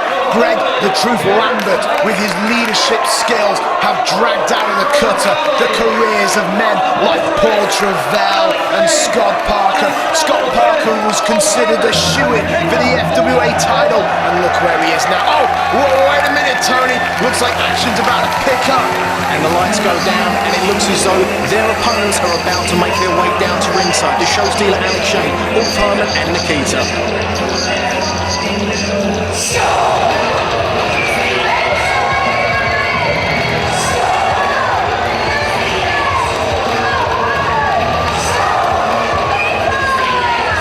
Nick, they couldn't wait any longer as we see the team of Alex Shane, Nikita and Herman, and it looks as though they've brought a garbage van full of goodies with them. They are prepared for tonight's match with the family. It looks as though there's going to be no holds barred, all-out brawling action. If you look at it, it's a daunting task for either team. Alex Shane, Herman, Nikita. I mean, look at Alex and Orf. They have the size advantage, no doubt about it. But the family has the numbers advantage. Now let's see if we can get some of these members to the back. I don't know how the referee's going to do this. It's hardcore. What's he going to do? Disqualify them? I'm not sure, Nick, but as they all race into the ring... Oh, there they go, and they're off. Paul Travell's picking it off with Nikita. Meanwhile, Alex Shane has got solid gold. Scott Parker and former New Breed member Ash. Meanwhile, switch off the right. Reversal and a double clothesline. It looks as though both members of Alex Shane and Herman's team will be in double team, but they managed to switch it around and put the boots in on the family. As we see now, is it going to be double slingshot action, Nick? And oh my lord, the family have just wiped each other out there. Alex and Ulf had a plan coming into this, and now they are dominating the ring. Alex and Ulf are standing tall. Nick, when you've got a team like the family, nice stunner there from Nikita. When you have a team like the family, and Herman showing a fantastic display of strength here. He's just got Paul Travell and he's holding him there for a long time, and that sends him down. Terrifying height, Tony. Sorry to cut you off, but I could not believe the drop. Straight on top of the family. The family are out and the fans are cheering for... Wait, the show stealer off the top! The show stealer off the top, Nick. He landed on his feet. This man stands at nearly 6 feet 8 inches tall. You see him climbing over the top rope there. He dived to the outside and landed on his feet, Nick. There's no denying he might be a big bugger, but he has the agility of a cat. And now, both Nikita and Alex are merely waiting to pick the remains of the family. You know, Nick, there are so many members of the family. How are they going to compete? Well, it's obvious. The team of Herman, Alex and Nikita are going to take them all on at the same time. The referee has just told Jane Childs, and Jane Childs has now announced that members of the family must go to the back. It must be free on... What? Nick, it looks as though that t-shirt says Greg Lambert's wife. I'm not sure if he's... Herman with a vicious pole driver. Nick, would you say the pole driver ban had been lifted for this match? I don't know. Ulf could be facing a very serious fee for that.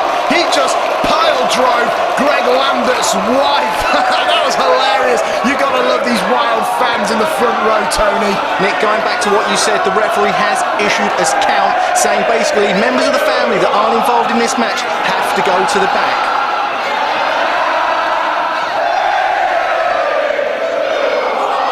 Well, as you can hear the fans calling, it's goodbye for some members of the family. And man, this is horrendous because now the numbers advantage has gone. This is going to be a lot more of a level playing field. And quite frankly, you do not want to be on a level playing field with Herman and Alex Shane, as well as Nikita. She packs a pretty mean punch herself, Tony. You know, Nick, when I think back about how this whole feud started with the family, I think back to nearly 2 years ago when it was the show stealer Alex Shane himself taking on Brandon Thomas, and basically he said fighting him, he looked like a piece of spaghetti that looked like Jesus. Who would have known that all that time ago, after that match, Brandon Thomas had it planted into his head that he had a plan and he had to fulfill it. As we go back to the action now, Paul Travell blocking his way there as he sends Nikita off. Oh! And a leg lariat taking Nikita down. Fantastic sidekick, Tony. Remember, these two last met at British Uprising, and what a hell of a contest. And a lovely tilt-a-whirl there by Nikita. There is some true hot blood going on here. Arm drag there by Nikita. Back up again. Japanese arm drag. Paul Travell just can't catch his breath. Nikita now wearing away on Paul Travell. Kicking in the corner. Nikita now launches Paul Travell out. Paul with a reversal. He's going in with something, but Nikita's got a pinfall, and it's time. 1, 2, oh, and a kick out from Paul Travell. Nikita is not letting Paul Travell have anything here. As Paul Travell, spine buster! That was devastating. Paul Travell has just wiped out Nikita with that move. I remember back at British Uprising when he hit that spine buster, it turned the tide of the entire contest. Let's see if he can do the same here as Paul Travell now goes to the second rope, most likely for a second rope leg drop, which he's known for. And he's setting up, and he connects. Nick, he hits it perfectly. Is he going to go in for the pin here? Yes, he is. 1, 2, and a kick out. Nikita had the advantage from the get-go. She was laying in moves left, right, and centre. But that one move, that one devastating spine buster has turned the tide as the Messiah Brandon Thomas comes into the ring now with a blow to the back of the head of Nikita. Nikita managed to squeeze out that pinfall attempt, and she's met with the Messiah. She's going off the ropes, crossbody for the Messiah's corner, and a lovely rib breaker there by the Messiah. Look at the way the Messiah looks at Alex Shane then. It was like, look what I'm doing to your girlfriend. The show stealer obviously discussing. He did spit at the Messiah, but Nick, I probably would too, as the Messiah there going for a back suplex, but Nikita rolls out of it. Messiah now coming in, but Nikita managed to boot him up. Nikita setting up top, and a second rope drop kick. The Messiah is down, and the show stealer has been tagged in, Tony. This can only be a bad thing for Messiah Brandon Thomas. Alex Shane with a cocky grin on his face. Brandon Thomas holding the crucifix. It may scare Dracula, but it's not going to scare the show stealer. Whips out of the corner, but he's gone to the knee, and now he's taking up the check up from the neck up. He takes him up, and wait, no, Messiah went for full Nelson. Alex switches, full Nelson moves on. Messiah slips up. Alex now flips him straight back with his feet. Full Nelson again. Around, he's going for a backslide. Tony, will he get it? And Brandon Thomas flips up over onto his feet, and he's under the clothesline. He throws in the punch. Alex Shane grabs it, asks for the kick. Brandon Thomas gives it to him. It looks like he's going to get it. Is he? It's the checkup from the neck up. And the Messiah is out for the count. Alex Shane hit the checkup from the neck up, and now he has the advantage. He must have been waiting this opportunity for a long time. Into the car, and there it is, Tony. One night stand coming out. Messiah flips out, rolls, but Alex Shane's in for that double choke bar. Messiah kicks and attack to solid gold Scott Parker. And there he is, setting for the hip toss. Scott blocks, leg over, and he flips over. Up and over, Alex Shane up with a choke bomb and down Scott Parker. My word, Nick, Scott Parker felt the force of that one. Alex Shane now. Nick, Alex Shane has quite clearly knocked Scott Parker for 6. Parker is down. Alex Shane doesn't. I mean, he looks a bit Parker confused. looks like a sandbag, quite frankly. And Paul Travell comes in to recover.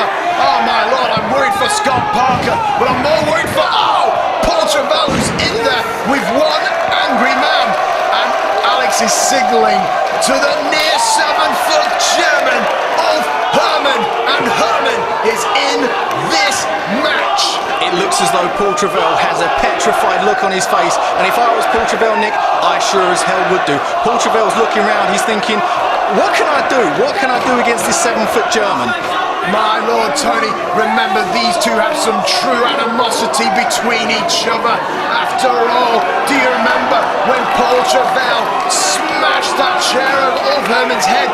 Ulf Herman's head split open like a grapefruit, and it was that chair shot that allowed the family to become the tag team champions of the FWA. I don't know what Paul Travell's doing here, but I wouldn't play games with Ulf Herman. That's exactly what I wouldn't do, Nick. It looks as though Paul Travell was trying to play the Roman knuckle game with Ulf Herman. You only have to look at his size though, but Paul Travell with a couple of kicks, a few kicks in there, and he's punching away, and he's punching away. And I think Paul's on a lost cause here, because the German isn't even moving. Off the ropes, ducks the clothesline. Ulf, no way. Paul Travell flips out. So Paul Travell now, oh, the big boot square in the nose. Nick, it looked like he took his face off. Paul Travell went one way, sent off the ropes, and then threw out to the outside. Paul Travell, much like his teammate Scott Parker, looks dazed and confused. It could be the Messiah on his own now against this phenomenal threesome of Alex Shane, Ulf Herman and Nikita. And now Ulf Herman is going to pick the carcass dry of Paul Travell. You know, Nick, the way I'm seeing it right now is, are the family glad they took this match on with these three people? Because at the moment, Ulf Herman, Alex Shane and Nikita have been in control, and Ulf Herman, up and down with an awesome chokeslam. You see Paul Travell arching his back. He's in a whole world of hurt right now as Ulf Herman is just picking him apart. That was a ride that Paul did not want to go for, and now Paul Travell, he's been set up with a reverse powerbomb. Travell is, I was going to say out, but I think dead would be a more appropriate term. It looks as though Ulf Herman should, well, if it was me, Ulf Herman should go in for the cover here and put the family away nice and early. Let's see if Ulf obviously isn't smart enough to do that.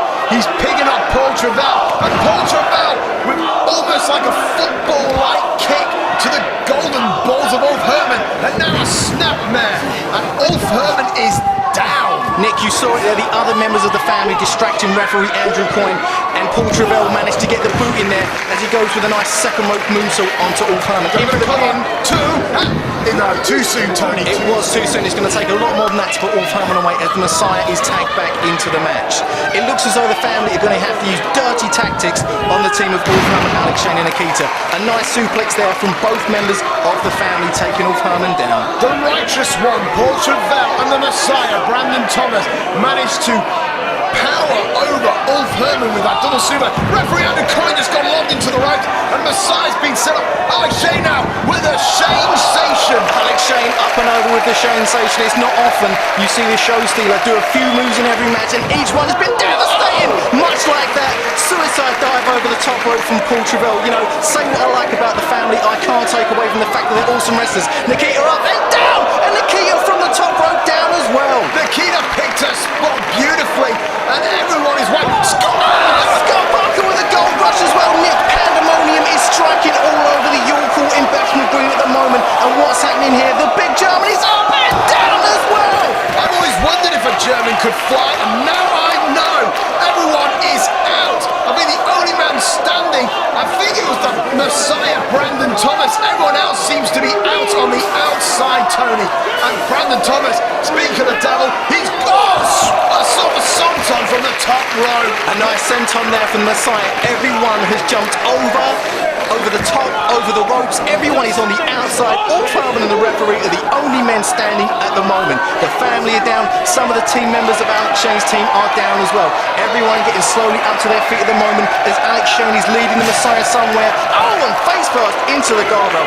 Alex Shane has one thing on his mind, and it's the destruction of the Messiah. Alex Shane loves to please his fans, and what a way to please them by smashing his opponent's face in front of them. And now Ulf Herman has lobbed Scott Parker into the ring. Scott Parker, he's dazed, he's confused, probably suffering from that series of suicide dives from the outside, but Scott is fighting back, but the German is not moving, Tony. The German is just standing there shaking his head as Scott Parker trying to bend the tray back into place. He's thinking one more. Oh, Scott Parker got a vicious kick there, and Scott Parker got hit over the head with the bacon tray. He tried to level Ulf Herman with. It was a bacon tray, it was a frying pan. It's going to take more than that to knock out Ulf Herman. As we see Paul Travell moving up the guardrail here with Nikita. This doesn't look good for Nikita at the moment. As we see once again Ulf Herman in the ring, he's putting a builder's helmet on Scott Parker, Nick. Maybe he cares for his welfare. I'm not really sure what's going through Ulf's head, quite frankly. He's got a big stick. Oh, that was a big stick broken into, and Alex Shane manages to body slam the Messiah onto the hard wooden floor. And Nick, believe me, that wooden floor is very solid. We see Ulf Herman dancing around the ring, and the truth does not look happy. Alex Shane setting up a power driver, but Brandon, he's just powered him over. Alex Shane is out on the outside. I've got to tell you though, Tony, I'm glad that Ulf Herman did put a hard hat on Scott, because, another shot to the side of Scott Parker. I'm glad he used that hard hat, because I wouldn't want Ulf to be arrested for manslaughter here tonight. He's a very promising future for the FWA. And now Alex Shane on the outside. He's taking it to Brandon Messiah. What is he doing, Tony? Nick, that's a toilet seat. I don't know what Ulf Herman's got in mind, but you can bet your life it's not good for Scott Parker. As Alex Shane's got a staple gun, Nick. I've never seen this in the FWA. I've never seen the staple gun, and I've never seen anyone take a toilet seat to the crutch before. Scott Parker is screaming in agony as Ulf Herman is walking around the ring. Holy exploding toilet seats, Tony. Scott Parker is out with a toilet seat to the genitalia area. And now Alex Shane is bringing Brandon Thomas to the... and he's brought the staple gun with him. Alex Shane has brought a new friend with him into the FWA. Brandon Thomas looks as though he's maybe trying for a way out. He's holding onto the ring post. Alex Shane has the staple gun, he has a poster, and he's stuck into the turnbuckle. Nick, this cannot be good for the Messiah. Surely that product placement, that has to be illegal. Oh no, Alex, don't. He's stepped away. No, Nick is doing the right thing. He's doing the right thing by Brandon Thomas. Oh no, I know Alex Shane, he's a devious sod. He's wet. Oh, Nick, he just used the staple gun in the nether regions of the Messiah. Nick, I can't believe it. He's got the staple gun once again. This is not over between Alex Shane and the family. It seems to me that the family won't be hearing the patter of little feet from Brandon Thomas anytime soon. Alex Shane has got the staple gun, Nick, and he just drove a staple into the Messiah's head. The Messiah has to be busted open from that. Nick, he's using a staple gun. The thing we put posters up around town, he's using it on the Messiah as a weapon. The Messiah has been stapled. Well and good. I hope I wasn't in the eye. I'm very scared of Brandon Thomas. Stapled guns are not a laughing matter. Nick, up and over, out onto the mats on the outside. 3 times the Messiah was stapled in the head. It's not going to bode well for the Messiah's brain power as Alex Shane is leading him through the crowd. I have no idea what is on Alex Shane's mind. All I can think of is blood revenge. 3 staples in the head and 1 in the unmentionables. As we see Greg Lambert arguing with referee Andrew Coyne. I don't know why he's arguing. This is a no-holds-barred match. And as we see, Nick is in Disciple and Ash, formerly of the New Breed, now taking Nick. It's outnumbering the team of Alex Shane and Ulf Herman once again. It was 5 in the beginning, and it's 5 now. Tony, what? That's Nikita! Nikita's on the balcony, Tony! Nick, she's on the balcony. Nick. Oh, heaven! Oh, my God! Oh, my Lord! Tony, did you see that? Nick, that was 25 feet in the air. Look, we saw a replay. Nick, can you...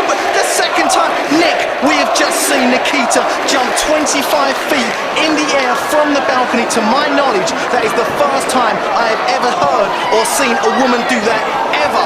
As you can see, everybody is down. It looks as though everybody is out, although Ulf Herman and Alex Shane are now once again standing proud. Did you see the impact of that dive? I'll tell you one thing, Nikita. Oh, no, Greg, that was very silly, my friend. Alex Shane does not like Greg Lambert. We all know that these 2 men positively despise each other, and Alex Shane is gonna storm the self-proclaimed greatest journalist in the world today. And Paul Travell's just come back into the fray, and he's wearing away on Alex now. Meanwhile, Ulf has bad intentions for Scott Parker, and a leg drop onto Scott. Leg drop there, managing to break the board over Scott Parker's head, Nick. But at the moment, we're focusing on Nikita. Nikita is down from the balcony dive. She has not got up yet. But as we see in the distance, Alex Shane and Paul Travell are wrestling on the top of the stage. Paul Travell seems to have a Cobra clutch on. Alex Shane was led to the top of the stage. He was trying to get some revenge on the Truth, Greg Lambert, as we see Scott Parker trying to fight back on Ulf Herman. Brandon Thomas is up on the stage with Paul Travell. This cannot be good for this show stealer. Paul Travell is hoisting him up. Brandon Thomas is signalling for something. Brandon Thomas is still bleeding from the staple shots, but his man Alex Shane manages to duck and awesome super kick taking Brandon Thomas out of the action. That was a very nice kick there from the show stealer. Brandon Thomas could be out. He's got rid of Travell, dumped him in the back, and now he's going back to the Messiah himself. Oh no. Alex Shane has spotted something, Nick. I'm not sure what it is, but whatever it is, it's bad news for the Messiah, Brandon Thomas. He's got him up. Nick, it looks like he's going for the one-night stand. And he's going for a one-night stand. Oh! Nick, look at him. Look at the way the body is just shaking violently. Alex Shane put Brandon Thomas through a table with the one-night stand. We can see the fans are going berserk. Both men are down and they are not moving. And Scott Parker gets the chair. I'm very scared for him to remember he has a history of a spinal compression injury, and that could trigger it off again. Alex could be out of this. Meanwhile, Nikita fell from the top, and now her knee could be blown. She could be out of it. It looks like Scott Parker's going to be out of it shortly. Ulf Herman with a mini enziguri there to Scott Parker whilst wearing a trash can on his head. Alex Shane is slowly starting to make his way up the ramp. Well, did you see Paul Travell up on the top there? Can we get a camera back? Oh my lord! Oh, Nick, it was a tornado DDT from the top rope. Look at the show stealer roll and stopped it. Nick, he must have rolled like 50 feet. Nick, there are bodies everywhere. Is anyone still able to compete in this match? Paul Travell looks like he's having problems there. He looks to be in a great deal of pain. And as for Alex Shane, if the one-night stand off the ramp didn't hurt him, then that tornado DDT most certainly will. And it looks like Ash is here to comfort his fellow family member. But legally speaking, the only two men who are still walking in this match is that man right there, Ulf Herman, and solid gold Scott Parker. A little tray to the side of the head. Scott is looking rather uneasy. A spit to the eye. Ulf Herman is in control. Ulf now off the ropes, and he takes the bacon tray to the face. Nick, Scott Parker was out on his feet before, but he's out for the count now. Alex Shane is still down. Nick, you have to remember the old school assassin Cole Kramer. He injured the neck of Alex Shane. Taking a move like that. Sorry, Nick, that was an awesome shot there. I cannot believe it that Ulf Herman just shattered that toilet seat in the backside this time of Scott Parker. Oh, Parker out of nowhere has just clipped the knee of Ulf Herman. Ulf Herman is down. I don't know how Paul Travell recovered from that tornado DDT, and as you can see, there's security, and now we have medics there to see to Nikita. I think Nikita could be seriously hurt, and without the assistance of Nikita, Ulf Herman is in a world of trouble. As we see Ulf Herman upside down in the tree of woe at the moment, Paul Travell has the chair. Whatever this move is, Nick, it's going to spell trouble for Ulf Herman. As we see Scott Parker, up from the top, driving the chair straight down into Ulf Herman's face. The family have control now. Scott Parker is up on the top, he's posing. His team, he thinks he's going to win. Nikita's okay! Nikita's back in, and she's just wailed away on Scott Parker. And now, Paul Travell flips over, and he's setting it up. Tony, it's a move I love, the sacrificial slam. Is he going to hit it on the chair? He manages to hit it. Surely Nikita is out now. Paul Travell, he's still thinking, is he going to inflict more punishment? Surely after that balcony dive, the sacrificial slam, Nikita is out. Alex Shane is out. Ulf Herman is out. Nikita is on her own at the moment. She is at the mercy of the family. Surely Paul Travell would not be so sadistic as to carry on the punishment of Nikita. Paul Travell is going to the top. He wants to put an exclamation mark on this match. Could he be going for his old-fashioned bloodshot front splash? Nikita moved out of the way. She moved out of the way. Paul Travell is holding his ribs. Paul Travell is hurt. It looks as though he's trying to grab the referee's attention. Nikita is up. She's moving over to Paul Travell as she sends him off, and a quick reversal from Travell, and back again. Oh! Nikita sent straight into Andrew Quinn. The referee got sandwiched, and now Paul Travell is using that distraction to set up for the sacrificial. No, Nikita off the top, and there she goes. Net breaker after floating out of the slam. You've got to believe, got Nick. the pin. One, got the two. come on, three, it's all over. Come on, Nikita, Alex, Nikita That has has to be it, but the referee was out, Tony. We Nick. encountered Ian Disciple's on the outside. Nick, it looks as though he's got a tag belt in the... What's he doing? Nick, he's pulled Paul Travell out the way. He's pulled Paul Travell, he's down, he's I playing... don't know what Ian's thinking, he's not thinking, Oh, man, with a belt shot straight to the head of Nikita. But Greg Lambert looks as though he's trying to make sure the referee's up. And it looks as though Ian Disciple... Oh, airplane spin into a driver there. And Nikita is down. The referee has come to his feet. One, two... No, This can't be! Ian Disciple wasn't a legal man. How can that be a legal cover? Obviously the referee didn't see the switch there. And you can see the jubilation of Greg Lambert's face. The referee has counted the three. This match is over. The family will leave tonight and look at the strewn bodies leading to the ring here in the York Hall. Every man is down and every man is dead. Nick, this is carnage. It looks like a war zone. The only man standing at the moment is the referee. Nikita is down. Herman is down. Alex Shane is down. That man right there, Ian Disciple, I hope I never run into him. His actions were despicable. The family walk away. This is a tainted victory. One day I hope Alex Shane, Ulf Herman and Nikita will get their revenge. Although, Nick, I may have spoken too soon. Ulf Herman is up. The family have absolutely cheated Ulf Herman, Alex Shane and Nikita and the fact out of what should have been a victory for Alex, Ulf and Nikita, and now the family are regrouping as they retreat to the back. However, they will go back with their pride intact, for they have defeated the most terrifying threesome here in the FWA. Nick, I don't know what Alex Shane, Ulf Herman and Nikita have to do, but I can tell you one thing. This is only the beginning. This is far from over.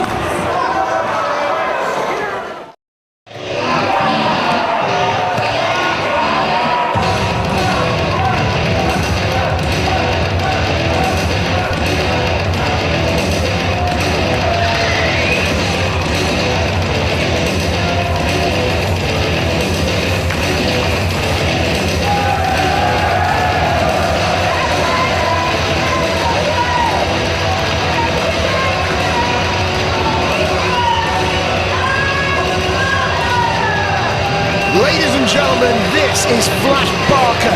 He is a former FWA champion, and as such, you know he's always a hard challenge, regardless of his opponent.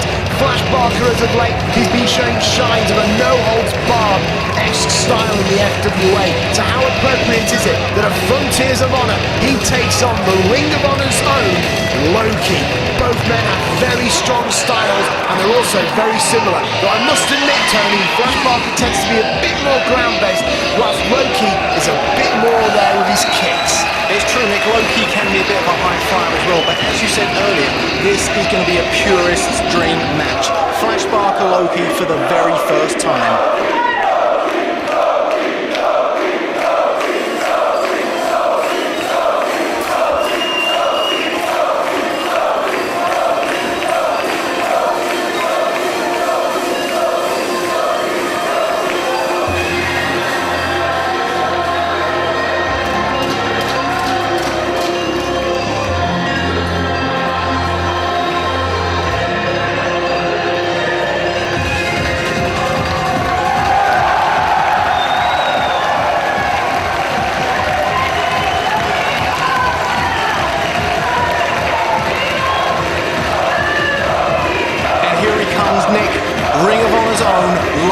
The first ever Ring of Honor champion. Loki tonight making his FWA debut against Fleisch Barker. This should be an awesome contest. Both men have very similar styles, but they are poles apart at the same time. This is going to be awesome. I can't wait for them to get it on. Loki, he is the personification of the Ring of Honor company. a lot of honourable men are drawn naturally to the Ring of Honor promotion, and Low-Ki is a representation of this honour. And now Steve Linsky, the referee, has called for the bell, and the two men are beginning to square off. Now, Tony, I'm sure you can hear it in my voice. I am highly anticipating this contest. This truly is a purest dream match, and the Ring of Honor does need this handshake to start the contest off, and now we are ready. Of course, Nick, the handshake is one of the codes of honor, as Fleisch Barker goes in there with a kick and Low-Ki with a kick of his own. Both men are maybe going to try and feel each other out in the opening minutes of this match. I don't know how wise it would be for Barker to go against Low-Ki with those kicks. However, now Fleisch he's going for that kind of amateur wrestling-esque style, and now he's got a wrist lock on Low-Ki. Low-Ki desperate to fight, and he's got a leg bar there. Low-Ki manages to roll through and take the leg of Fleisch Barker. Fleisch Barker is up to one knee though, and Fleisch Barker manages to take Low-Ki's leg as Low-Ki now is up on top, chopping Fleisch Barker. He's going to want to break that hold as both men are sending chops back and forth. Low-Ki desperate to get out of that hold. I mean, Fleisch Barker just powered his way into that leg lock. I've never seen anything so devastating. But look at Barker. Just look at his physique. He has been in special training for this match. Low-Ki will have a very hard time ahead of him if he wants to win this match. Now remember, it's 2-2 at the moment, Tony. This match will definitely swing it to either Ring of Honor or FWA when it comes to tonight's competition. As we saw the standoff there, both men locking eyes with each other and back in now into the lockup, as it looks as though Fleisch Barker may just have the power advantage onto Low-Ki, taking him down to the mat. Now, Low-Ki's going to watch out that he doesn't get his shoulders pinned here and make a silly mistake. Fleisch Barker is mounting Low-Ki and laying in some vicious blows there. Low-Ki is trying to cover up, he's trying to send Fleisch up, Fleisch off, and now Low-Ki with some vicious blows of his own. Each man trying to ground and pound the other. It looks like Fleisch Barker and Low-Ki, they're going to go to the mat. I don't know how wise he'll be for Fleisch. And hang on, he looks like he's going for Boston Crab, but Low-Ki manages to kick out. Low-Ki's out. Low-Ki is down on the mat at the moment. He's adopting a new stance. He's laying on his back. He's got his legs in the air. This is more of a shootist style, Nick. He's maybe going to try and take Fleisch down to the mat, work over a body part. Yeah, it looks as though he may be going for the leg or going for the knee. I've seen this in many shoot fighting competitions before, Tony. By lying on the ground, you know where all your opponents are. You know where you are. It's a self-defense position. The legs can guard you, and Fleisch will have a hard time getting past the defender. As you can see, Low-Ki is keeping the body of Barker away from him, and now he's managed to get the body scissors, making Fleisch Barker's job a little bit harder tonight. However, Barker could get the pinfall here if he knows how to get the leverage on top of Low-Ki. Fleisch Barker does have the knuckle lock, but Low-Ki is using his heel to pound on the kidneys of Fleisch Barker. Low-Ki does have the boots now into the face of Fleisch Barker, and a kick breaks the hold. Fleisch Barker's off. Low-Ki still using that ground-based offense. Low-Ki now onto his feet. Looks like he's changing tactic. He's trying to confuse Fleisch Barker. Barker obviously was, nice kick there. And now the trading kicks. Fleisch Barker, Low-Ki with a couple of kicks. I mean, I wouldn't want to trade kicks on Low-Ki. Those are vicious. Couple of kicks out. I think Low-Ki run that. Oh no, Fleisch comes back. But Low-Ki now the leg switch of sorts. Nice dragon screw leg whip there from Low-Ki. Low-Ki up. Low-Ki saying, if you want to trade kicks with me, Mr. Barker, you're more than welcome to, but I'm going to come out on top. Fleisch Barker is down. Low-Ki is up. Low-Ki, sorry to interrupt you, Tony. Low-Ki currently dominating, chopping Barker into the ropes. Let's see if Low-Ki, being the lighter and faster of the two, he might speed the pace up. But Fleisch Barker is holding onto that rope for dear life. As you can start to see the red prints on Fleisch Barker's chest. Oh, awesome! Right hand there. Nick, that just took Low-Ki almost out of his boots. As I was going to say, the welts are appearing on Fleisch Barker's chest. Low-Ki has been using a lot of chops to try and break Fleisch Barker down, but with punches like that, it's going to take a hell of a lot for Low-Ki to put Barker away. Usually in the FWA, punches would be resulting in a yellow card. However, remember, because this is a joint competition, we decided to remove the red and yellow card rule system. Oh, and Fleisch Barker just nudged Linsky out of the way just there. Now he hit him with that lariat. Low-Ki is down. Linsky warning Barker, but I don't think Barker cares. Fleisch Barker's just basically using his power and size against Low-Ki at the moment, Nick. That's the only way he can get some advantage against the American. As Low-Ki is sent down, and Fleisch Barker with an awesome awesome kick to the spine. Look at the look on Loki's face, Nick. He is firing up. He is pretty angry. And an awesome drop kick there to the back of Loki's head. A kick to the base of the spine there to Loki, and then a kick to the back of the head. Flash Barker now with a reverse chin lock. He's trying to put the pressure on Loki, perhaps trying to get him to submit. He's blocking those major arteries on the side of the neck. Loki could now be blacking out, and referee Steve Linsky is there to make sure that if the submission or the knockout is achieved, that he will call it. Loki needs to get to his feet, which he has done. An awesome combo kick, taking Flash Barker down. That hit him square in the forehead. Flash Barker is blinking. Flash Barker may be out on his feet, but as you look, Loki may have injured his shoulder there, Nick. Loki is rolling around, and Flash Barker somehow is up at the moment. This has been a very slow-paced match. They're not just feeling each other out, they're trying to use their moves effectively, as Flash Barker using the power game with a stomp there to Loki's head. Flash Barker now picking up the limp body of Loki, setting him up. Nice body slam there, going back to the traditionals of pro wrestling, and a vicious leg drop. And now Barker's going for the pin. No, is he going for the pinfall, Tony? Yes, there it is. 1, 2. Loki kicked out just before the 2. It has been, sorry Nick to cut you off, it has been quite a bit of offense onto Loki's head and neck area, but it will take a little bit more than that to put out Ring of Honor's own Loki. But at the moment, Flash Barker does seem to be focusing on one area. Maybe he's going to go for a submission, I'm not sure, as he sends Loki into the corner, and again with those devastating punches to the side of Loki's head. Flash Barker's known for having some of the most vicious punches in the FWA, and he's proving his point right here. And now he's driving the knees, but Loki is trying to kick the bigger man away. Loki's trying to fire back, sorry. He's got one kick, he sent Flash Barker into the ropes, managed to get him choked on the ropes, as Loki now looks like he's maybe going for one! Is he going to go for the second one, Nick? Oh, he managed to land it! Nick, this is the crush combo. If he hits the third one, it could be well and truly all over. Oh!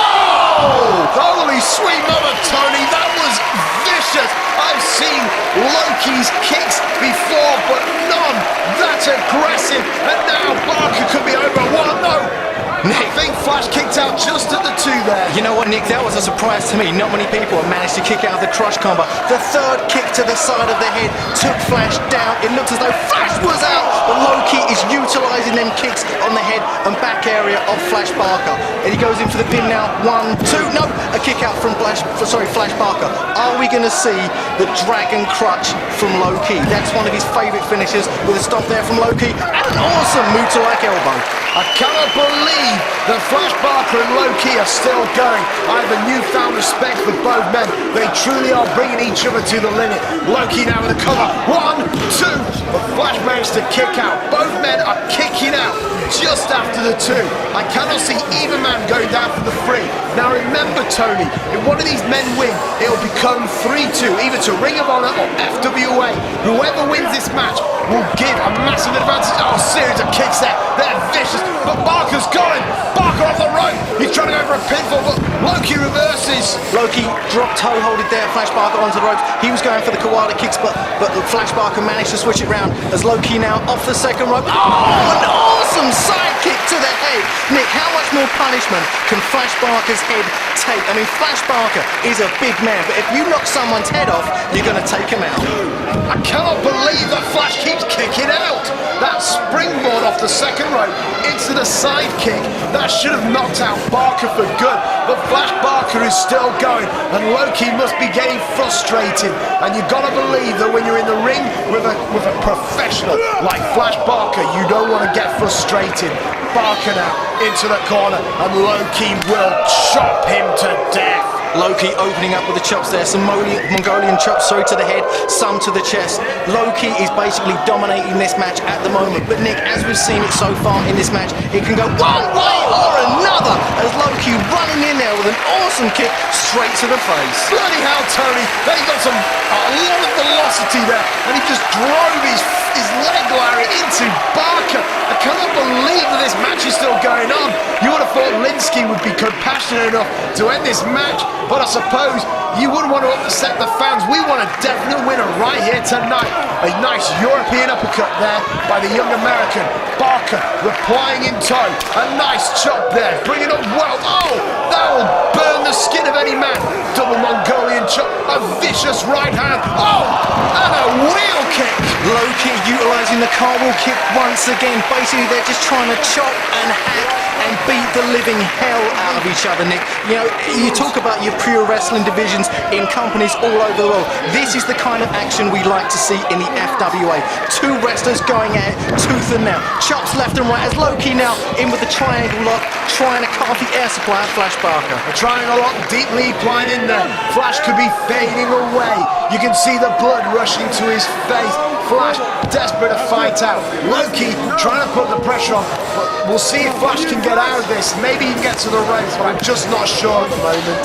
Fleisch Barker's going to want to maybe try to get to the ropes, even try and get to his knees, try anything he can to break the hold of Loki. Loki's legs are wrenched in tight around Fleisch Barker's neck at the moment. As you hear the fans, they're clapping, they're trying. Well, Loki broke the hold, but he's going for the pin. No! Fleisch Barker again up with a 2. I think the way Loki was looking at it is that if Fleisch Barker was out, he could have got the pinfall. But obviously there was still enough blood in the head of this big British lad that is Fleisch Barker to keep him going. Loki now setting up for something maybe. No, he kicks him in the gut. And now, once again, in the corner, Fleisch Barker is at the mercy of Loki. Nick, those stinging chops as Fleisch Barker managed to reverse and send Loki into the corner. And Loki out through the middle rope. And Fleisch Barker, there goes with the punch. Loki, he's got it, he's got it, grin. There's a dragon crutch. This is one of the most devastating moves in Loki's arsenal. He is in the rope, so he is going to have to break the hold. But this can weigh you down like no other move. Oh my lord, that was wrenching the neck and the back of Barker. Barker, he gets a close up. Nice Hurricane Rana! Go Flash! Sorry, Nick, Fleisch Barker managed to pull that literally out of nowhere too. No, it wasn't meant to be that time. That came out of nowhere. It's not often you see a man like Fleisch Barker pull a move out like that, especially this late in the match. They've been going at it, hard hitting tooth and nail for at least 10 minutes now, and neither man has given up yet. And for Fleisch Barker to still be able to pull things like that out of his arsenal, maybe we're going to walk out and bring up, FWA 1 point ahead. I cannot believe I just saw Fleisch Barker, one of the biggest competitors in the country, do a Hurricane Rana. That was unbelievable. Look back to the match. Fleisch now softening up Loki, but Loki's got the leg out. Was that a kick to the groin, Tony? I'm not sure if it's a kick to the corner, inside thigh. Oh, it looked like he was going for the Shining Wizard, but he managed to get him on the way back with his kick to the head. Once again, the head of Fleisch Barker being knocked left and right. Loki has an intense look on his face. I think it's finally clicked to Loki. Maybe this is what I have to do. That was a shining example of the confidence that Loki has. He might have missed the Shining Wizard, but it didn't let him stop him. He then went for that back heel kick, and he took Fleisch down. Loki could be set up for the key clutch. He's getting it, Tony. He's got it, but Fleisch, he's managing to block the momentum. He's got Loki up. Fleisch looks like he's trying to get to his knees, Nick. If he can get to his knees, surely this is going to help Fleisch. He's trying to back him into the corner, but Loki is still managing to hold on. He still has hold of Fleisch, but no, he's broken the hold. Both men are very tired at the moment, Nick, as Loki climbs back into the ring, as Fleisch Barker grabs him and takes him down with an awesome spine buster. That was a heavy spine buster, 2, 3, no! That he barely kicked out, Tony. Barely kicked out, Nick. You're not kidding. Both look at the looks on both men's faces. They've done everything from pure wrestling, pulling out high moves, to hard-hitting power moves. Fleisch Barker in control at the minute. I don't know what Fleisch Barker has to do, but he has to do something quickly. Loki seems to have so much fight in him, he just does not want to give up. Fleisch Barker now delivering a lariat and a second to Loki, setting him up for a third. Could he be going for a fourth one? He's winding up for a big one, I think. No, but Loki, he's going for some sort of... Oh, he's got a submission hold on him, Tony. Could this be it? Loki's got the head, he's got the arm, and Fleisch Barker is down. Fleisch Barker is down. This looks devastating. You can see the veins in Loki's head. They are pulsating. Both men now are fighting with all they can. Fleisch Barker, surely. Come on, Fleisch. Hold on. Hold on. Fleisch Barker could be out. Loki might be levelling the score here. And the way Fleisch has got to the ropes. Thank the Lord, Nick. Fleisch Barker managed to get to the ropes, but you can see the strain and effort that it took out of Loki as well as it did Fleisch Barker. Loki is clutching his left arm. He may have injured it earlier on during the match. I'm not entirely sure, but Loki has Fleisch in the corner. Oh, and an awesome side kick there. That was a phenomenal kick from Loki. He is so strong with his kicks on both legs. It is phenomenal. The educated feet of Loki to coin a phrase are wailing away on Flash Barker now with another right hand to the head of Loki. And Loki is looking a bit dazed and confused right about now. Nick, as you see it, Loki firing up. Oh, no, there he goes in with a cartwheel kick. Surely this is it, Nick. Oh, but look, Loki's down. Loki is clutching that arm. He is holding that arm. It looks as though he must have injured it. But Loki is up and Loki is signaling for the key crusher. I have never seen him do it on a man the size of Fleisch Barker. But if he can, surely it's all over. There is no way in hell that Loki can pick up a man like Fleisch Barker, but he's gonna try. He's gonna try. He's got him up. He goes for the second attempt. No, it wasn't meant to be. He couldn't get it. Fleisch Barker was just too big. Fleisch Barker tried to go over the gorilla press there. It looks as though Loki once again back with a submission hold, holding the arm, holding the head, but Fleisch Barker managed to back into the corner and knock Loki off of him. Loki got a variation of the eastern stretch, but now Fleisch Barker picking up a military press into a sort of a power slam. That has to be it. 2 and a 3. A kick out again, Nick.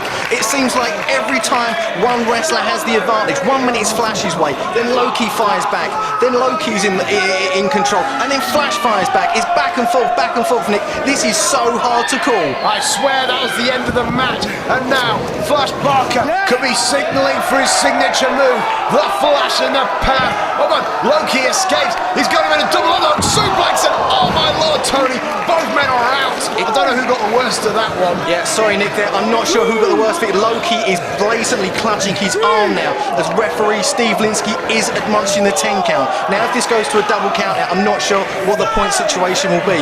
But one of these men, they're going to want to try as hard as they can to get out before the 10 count. Looks like both men are struggling to get to their feet. Let's see who can get to his feet first. And it's Barker. Barker's up, Nick, and he must have one thing in mind, the destruction of Loki. Barker now with a vicious few punches there, but Loki firing back as well. Is going punch for punch as Barker just uses a takedown on Loki. Grounding and pounding again, but Loki looks like he's going for some sort of armbar, and he's got it. And it looks like it could be a submission win for Loki if he can hold this move on.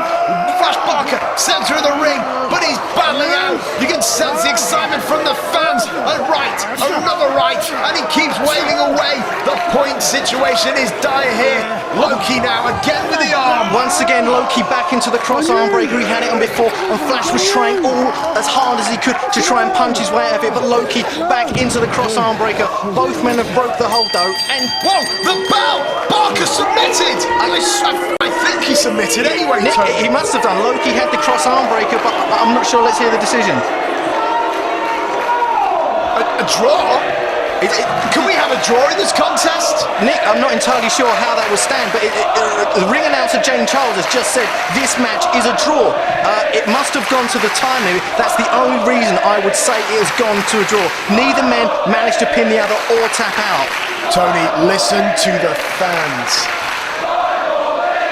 They want 5 more minutes of Loki versus Fleisch Barker, and I completely agree with them. I would hate it to end like this, Tony. Nick, and I show with so much respect and integrity behind it, this match cannot end on a draw like this. There should be 5 more minutes. The wrestlers, Loki and Fleisch Barker themselves, are saying, we want 5 more minutes. The opportunity for this match to continue rests solely on the shoulders of head referee Steve Linsky, who seems to be talking to the wrestlers, but it seems to me he might be sticking with the draw. I don't know. It'll be interesting to see what Linsky's final decision is on this matter. I mean, he is the head referee, Nick, so his decision is final, but you would think on a show, on a match of this caliber, that he would give them 5 more minutes. As we see referee Andrew Coyne coming from out the back, maybe he's going to help shed some light on this situation. It looks like I'm being told that referee Andrew Coyne's been sent down. He's trying to find out what the situation is. I think he's talking to the wrestlers, he's talking to Steve Linsky. Loki looks pissed, quite frankly, and I don't think Fleisch Barker looks much better. Hang on, Linsky's got the mic. Fleisch Barker, the 20-minute time is allotted. My final decision, draw. Well, That's it. I don't like it, Tony, and I don't think you'll like it if I know you well enough, and I'm sure the fans don't like it. It is a time limit draw. There will be no 5 more minutes. Look at the face of Fleisch, Barker and Loki. They are angry. As you hear the chorus of boos ring out there at referee Steve Linsky's decision, the crowd, all they want is 5 more minutes. As we also see someone also run out from the back there, I'm not sure who it was. It was ROH champion Samoa Joe. He's down there, he's on the side of Loki, he's on the side of the fans. Let's give them 5 more minutes. Loki's got the mic as well. Let's see if he has something to say.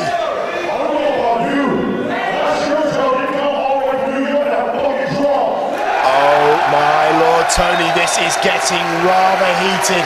Loki said he didn't come here for a draw, and normally what Loki wants, Loki gets. 20 minutes was the time limit. 20 minutes was your time limit. This is my final decision. You two want to go 5 more minutes. You two want a decision. Well, let me tell you boys something. You so much as like a finger on either opponent, and I got the point off.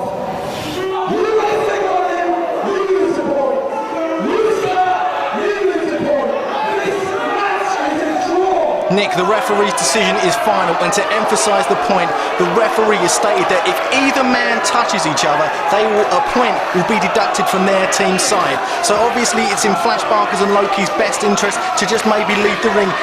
It's not giving the fans what they want, but obviously they want their company, they want their team to win. As we see AJ Styles as well coming down to ringside now. Ring of Honor, they want to represent the Code of Honor, and they want to give the fans what they want to see. But unfortunately the referee's decision is final. Loki and Fleisch Barker, they had a hell of a contest here tonight, and you know they want to face one more time. And there's the handshake. What a pair of honourable men they are, Tony. Nick, that was an awesome match, and yes, I hope and pray that one more time we will see this match. It was a hard-hitting contest, and there wasn't a decisive winner. So one more time, Fleisch Barker versus Loki. Let's look at the situation now, Tony. Let's look at the point. We are draw. We are draw 2-2, ladies and gentlemen, and we have one more match to come. Jody Fleisch will go one-on-one with Christopher Daniels, the fallen angel himself.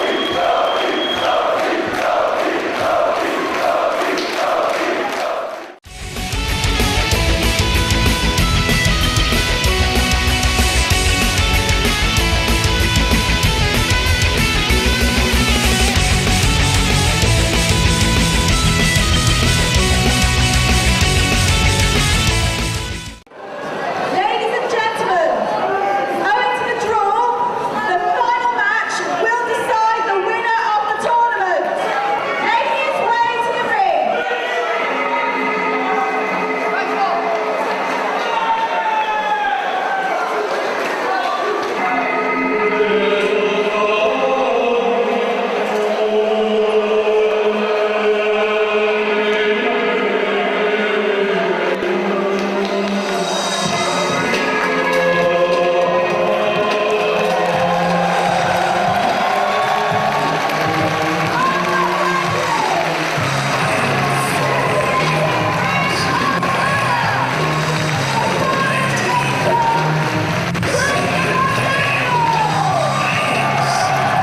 Tony, can you hear the ovation for the fallen angel, Christopher Daniels?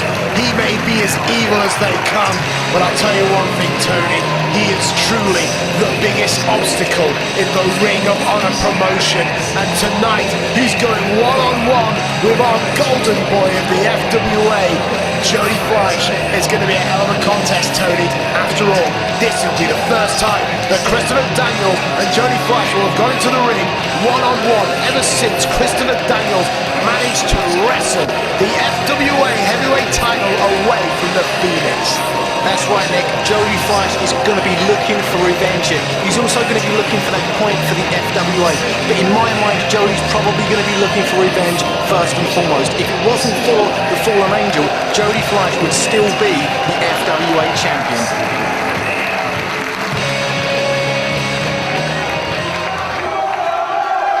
Before this match can get underway, it appears Christopher Daniels has something to say. The Fallen Angel was after the microphone, and you can bet your bottom dollar the crowd in York Hall Bethnal Green are going to be listening.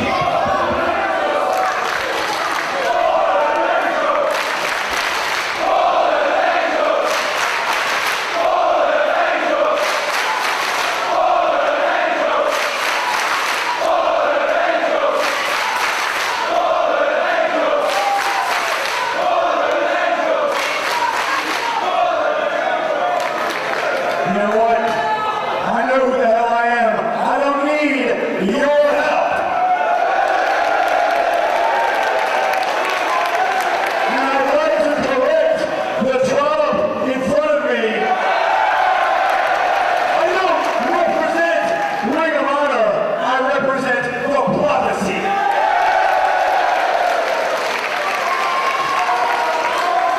Now then.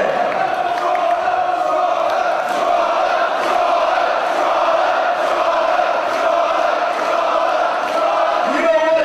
She knows what she is. She doesn't need your help. Now then, the only thing more preposterous than Ring of Honor trying to put a code of honor on me is the Frontier Wrestling Alliance pretending that there's something special. You see, the truth is, the FWA was a pile of crap until Christopher Daniels was the heavyweight champion.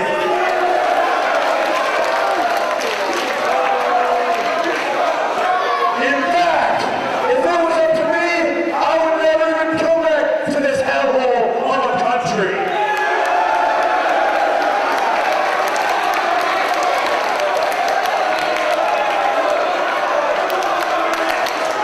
Be that as it may, I'm here tonight, not for the FWA, and not for Ring of Honor, but for the best damn wrestler in the world today, the Fallen Angel, Christopher Daniels.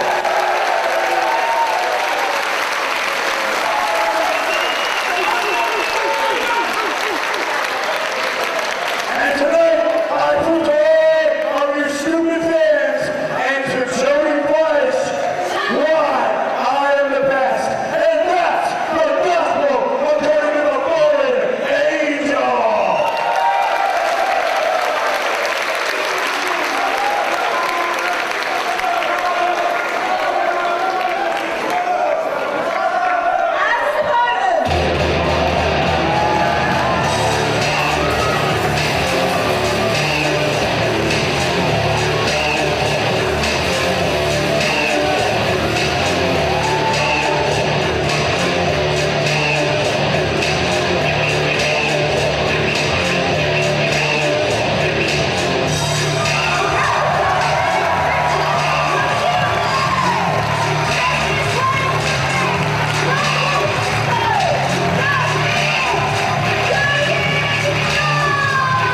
And here he comes, Nick, the former two-time FWA heavyweight champion, the Phoenix Jody Fleisch.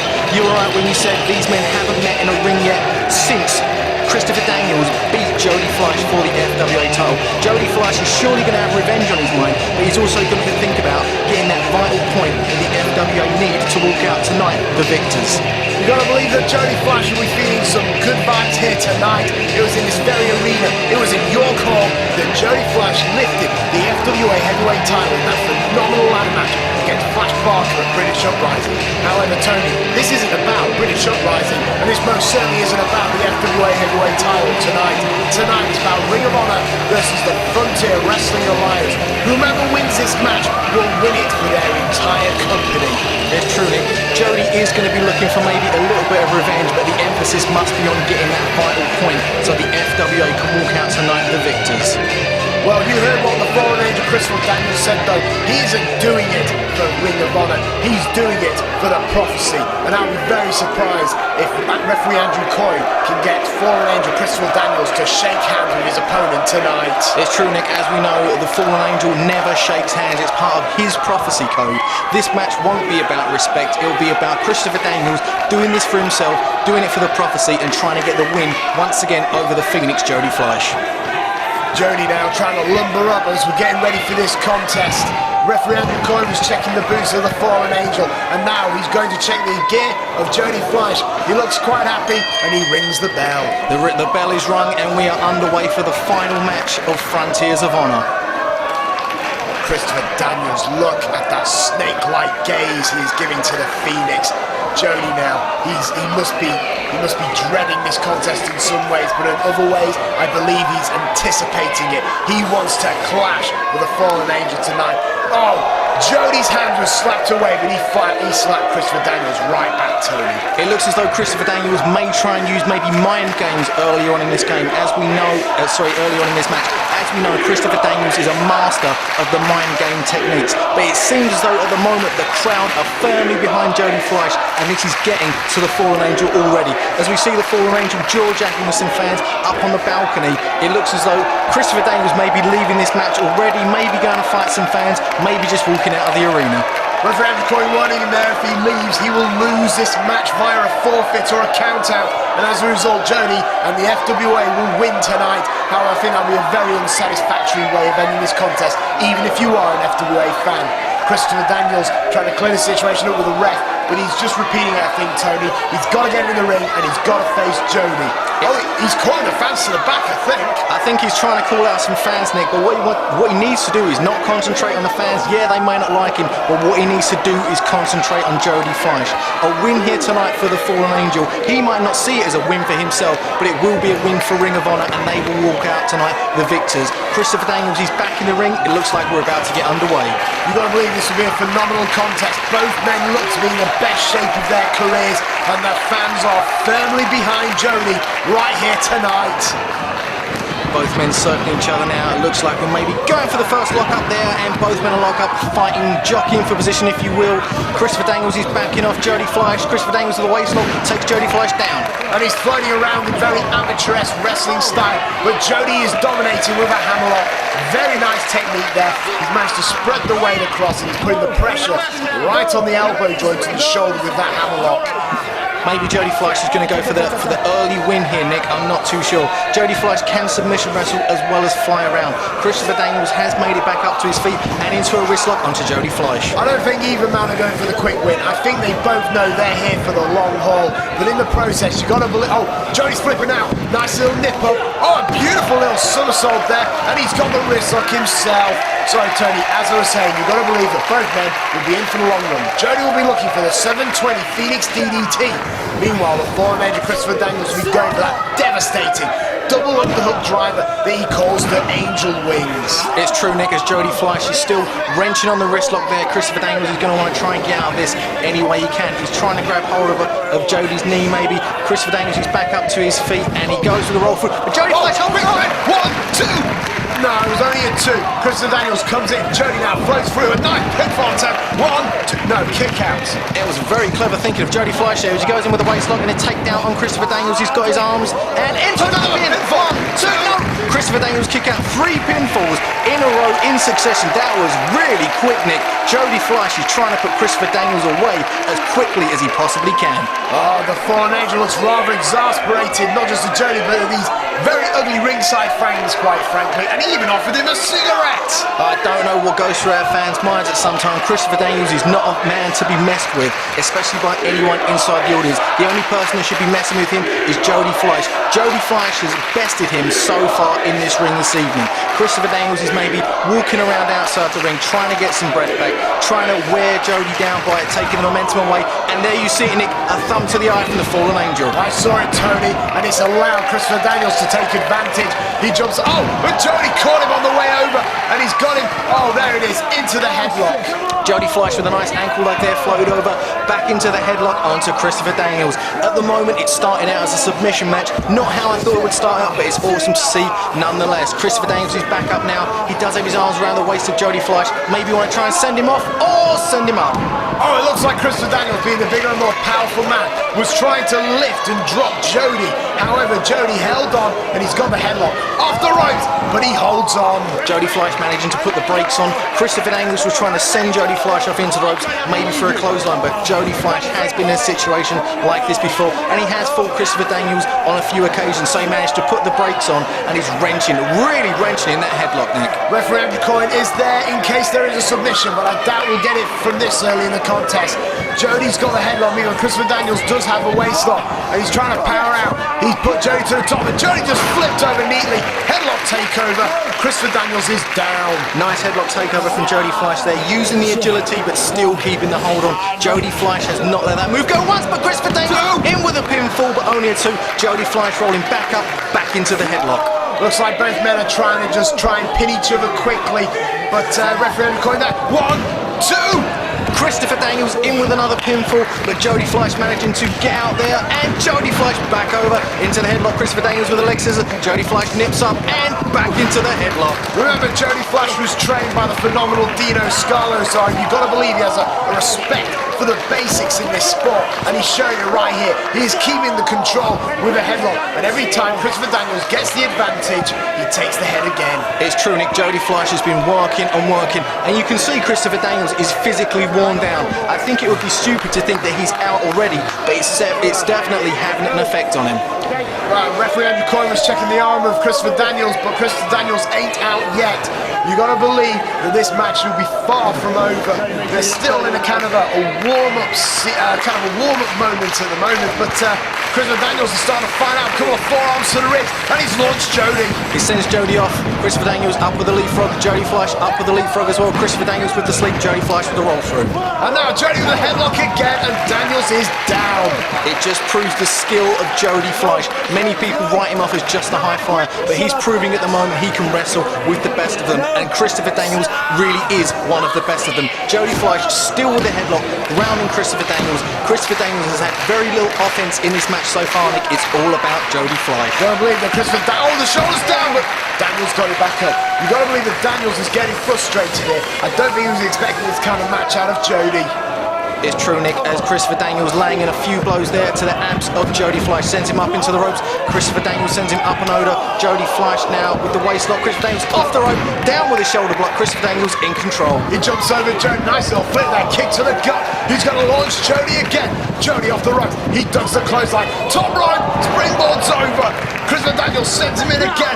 Flip, oh, and that's a lovely leg scissors takedown. Nice tilt-a-whirl leg scissors there, sending Christopher Daniels out to the outside. Now we know if someone's on the outside, Jody Fleisch can be quite dangerous. He's springing off the ropes, but Christopher Daniels saw him coming in with his shoulder block, and he sends Jody Fleisch into the corner. Jody manages to block it and reverse it. Jody Fleisch now up onto the side. Oh! Enziguri taking Christopher Daniels from the outside of the apron down to the mats outside the ring. How fantastic was that, Tony? A top rope springboard into the side kick. And now, oh, it looks like Jody could be setting up for something rather special. He's got him in his sights. Springboard on top, and oh, no! Moonsault, top right, Assay moonsault there, taking both men down. Jody Fleisch managed to half land on the rampway, which is quite a distance away. Both men are down at the moment. It looks as though maybe Jody landed a little bit harder than the fallen angel Christopher Daniels, but Christopher Daniels looks as though he may be heading for the higher ground. Jody with a lovely stiff kick there to the ribs of the fallen angel. One to the side of the head. The angel is staggering, but you got to believe he's going to take a lot more than this. But I don't know why they're taking up the rampway. Remember, the 20 count is in effect here. If these two men get counted out, it will be a draw for tonight's competition. The Ring of Honor, knee to the gut. It will be a draw for tonight's competition. Referee Andrew Coyne removing the debris there, but it looks like Christopher Daniels setting up for it. Maybe a DDT or something, Tony. We could see something quite devastating here from the fallen angel as he sets Jody Fleisch up. He manages to land on his feet, and a kick to the gut of the fallen angel. Referee Andrew Coyne is letting this go because it's quite an important match. It looks as though Jody Fleisch, he's maybe going for a move of his own, and a suplex onto the hardwood floor. Nick, that has got to be so painful on the back of the fallen angel. The fallen angel got viciously suplexed by the Phoenix Jody Fleisch, and now Jody It looks like he's leaving, Tony. Nick, it looks as...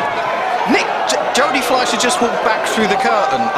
I'm not entirely sure why, but I mean, Jody Fleisch knows this match isn't over. It's going to take more than that. Has he forfeited the contest, Tony? All I know is that Christopher Daniels is on the outside and there's no Jody to be seen anywhere.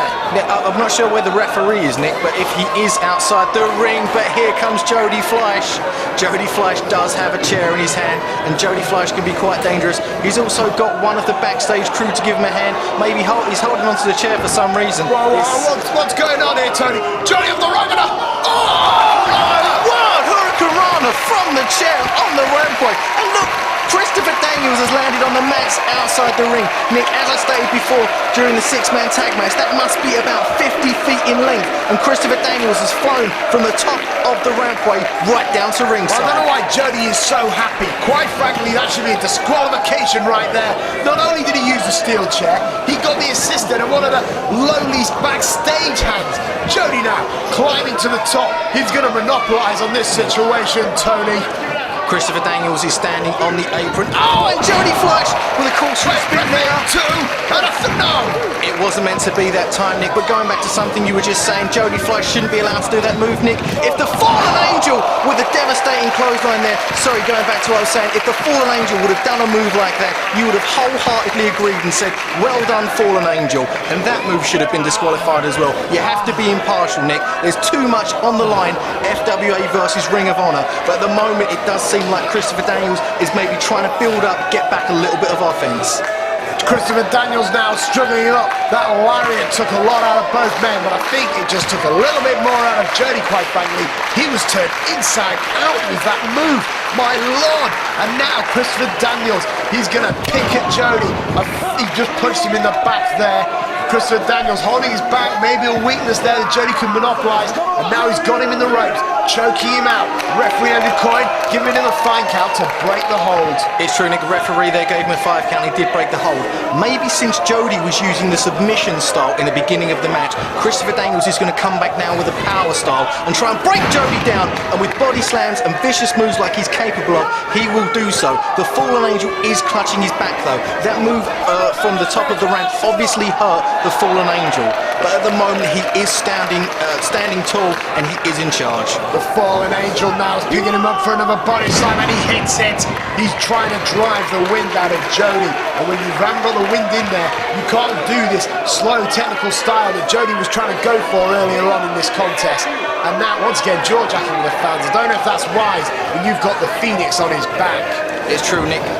It seems as though Fallen Angel and another body slam there for Jody. Maybe the Fallen Angel was just targeting one area. Maybe it's the back, maybe it's the head. But the Fallen Angel is injured himself. In for the pin. 2, and no, it wasn't a 3 count that time. The Fallen Angel, Nick, he was trying to shake the cobwebs up. And a vicious kick there. The Fallen Angel was trying to get his momentum back, trying to get into this match. And at the moment, breaking Jody down piece by piece, he's gaining his advantage. Christopher Daniels sent Jody, and there's a nice back body drop. Did you see the elevation of that move? And Christopher Daniels smug, believing that he's on his way to victory. And there's the pinfall. 1, 2, and a kick out, Nick. That was the 4th move in a row where Jody Fleisch landed hard on his back, and a stiff kick there from Christopher Daniels. And he's once again jaw-jacking with the fans. He needs to concentrate on Jody Fleisch. But with move after move targeting the back and head area of Jody Fleisch, he could walk out here the victor. And an awesome back suplex there from Christopher Daniels. It's clear to me, Tony, that Christopher Daniels is trying to beat Jody to submission. And look at that legal throttle of the throat. Christopher Daniels complaining that that was a pinfall, but I don't think so. Refs aren't that stupid, and quite frankly, sometimes I do wonder. Christopher Daniels looking around, he's like, yeah, where's your boy now? See what I've done to Jody Fleisch? I've put him down, and I'm not going to let him back up. And he's stalking Jody, and there he is, thumping onto the lower back of Jody Fleisch. But you can see that Jody still has that spirit rising within him, like the phoenix that he claims to be. Christopher Daniels whips Jody into the corner, and Jody hits hard. Jody hits hard in the corner. Nick, I've thought about it. If you think about the last rights move, it's a head, a neck, and a back area move. If Christopher Daniels could nail that move, surely it would be all over for the Phoenix. Christopher Daniels is targeting the one area. He's working, he's a tactician. He's taking him apart piece by piece.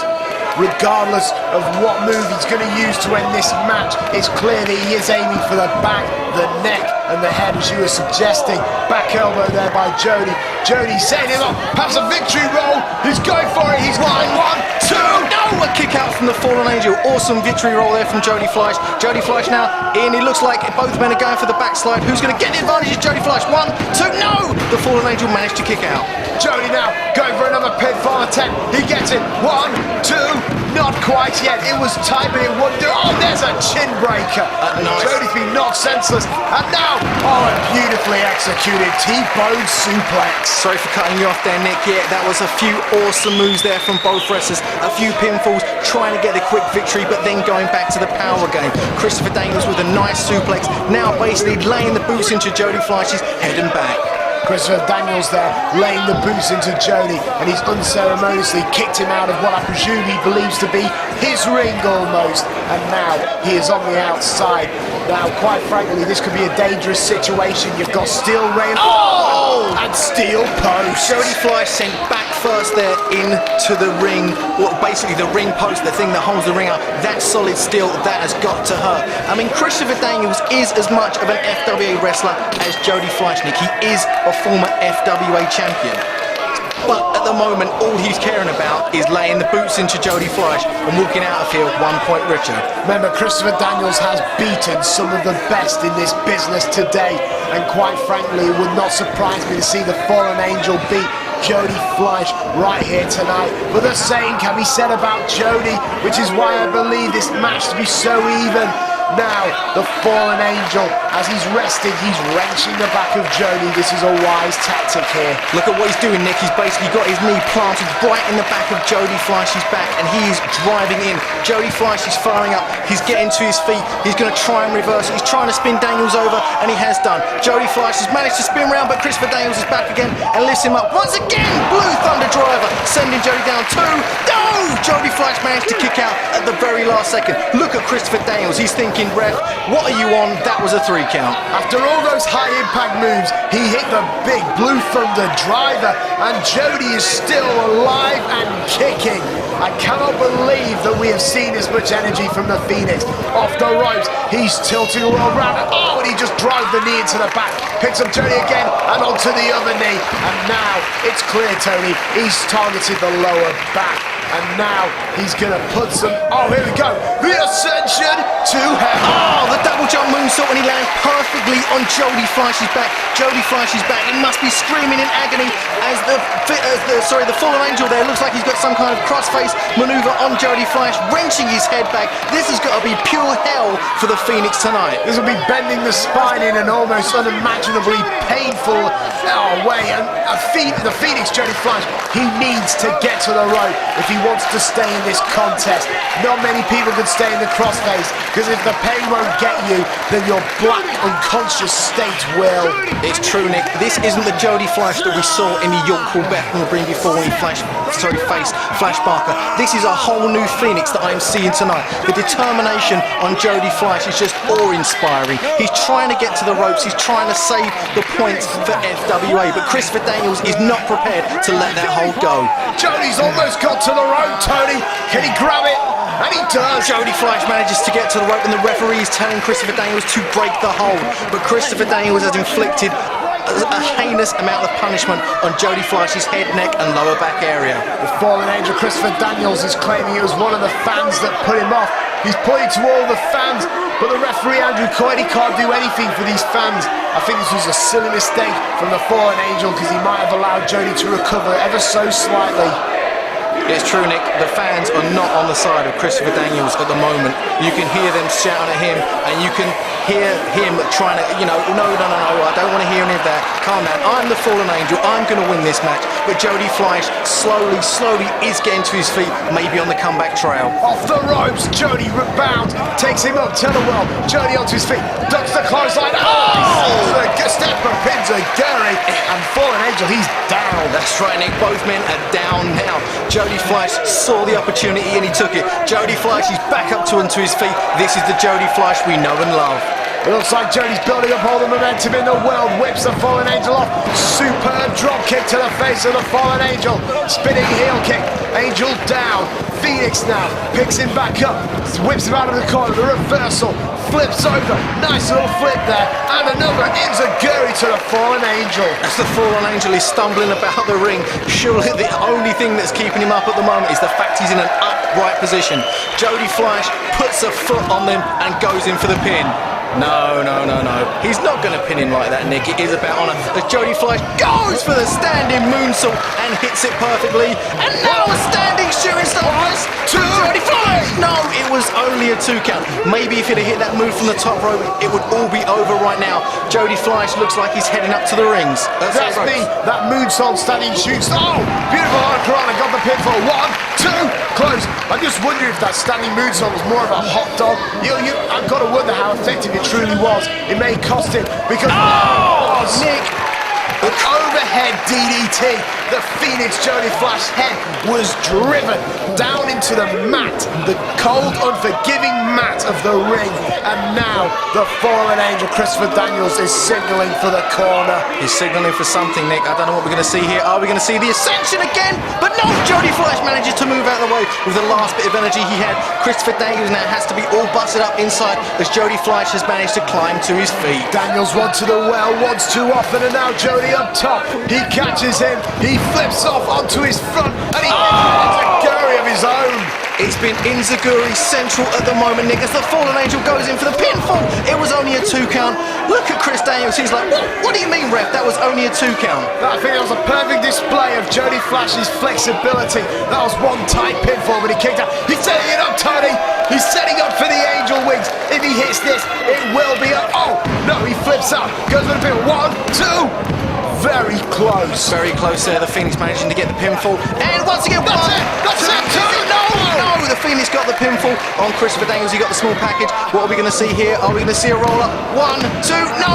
1, 2, 3. Surely that was... Did he get it? Did he get it? No, obviously he didn't. Otherwise the referee would have rung the bell. Jody Fleisch with a vicious chop there to the Fallen Angel. As he sends him off the rope, Christopher Daniels managed to reverse. And once again into the pinfall. 1, 2. Oh, Jody Fleisch manages to kick out once again. Roll-up and another roll-up there. 1, 2, kick out.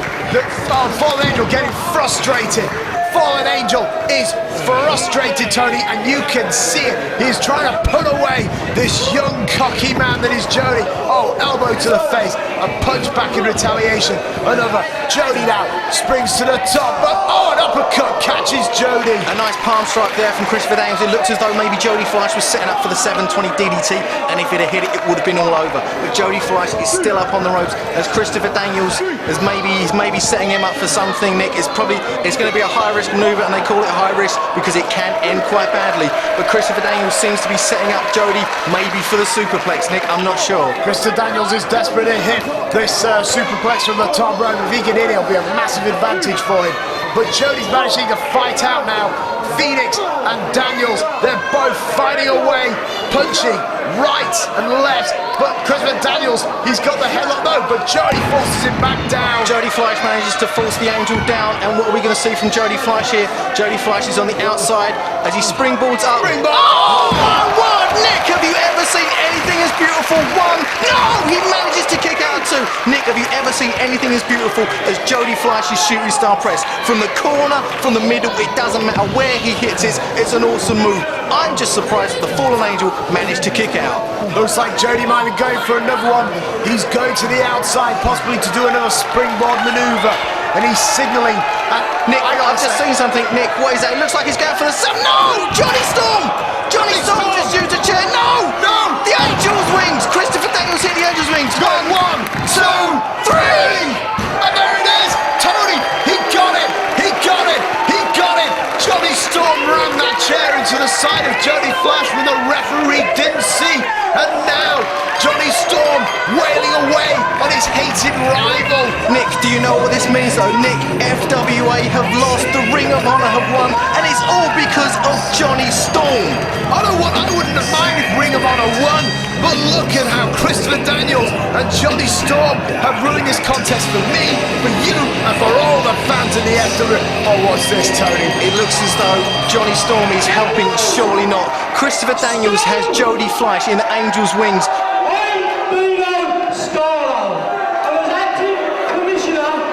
You just made a big mistake. It's Dino Scalo, one of the helpers of the Director of Operations, and both locker rooms are empty, and the FWA and Ring of Honor stars have run down to ringside. They are not happy with the actions of Jonny Storm and the Fallen Angel, Christopher Daniels. Both FWA and Ring of Honor have come to the rescue of Jody Fleisch, and now Jonny Storm and the Fallen Angel, Christopher Daniels, are in retreat. These two men have ruined the competition for everyone here tonight. Nick, but Jonny Storm was backing away. Jonny Storm had a chair in his hand, and Christopher Daniels is talking now with Dino Scalo. He's got hold of Dino Scalo, and Jonny Storm seems to have grabbed the mic for some reason. For 5 years, all I ever heard about was Jody Fleisch and the FWA. With the hearing now, that's gonna stop, because it's all about me. Jonny Storm is effectively holding Dino Scalo for ransom. FWA, Jody Fleisch, you can shove it up my arse. Oh, very colourfully put there by Jonny Storm. I think this is disgusting. Because you are probably the worst, fattest, old school piece of shit in this business. Because you trained that goddamn loser. Dino Scalo, I should knock your goddamn head into the 5th row.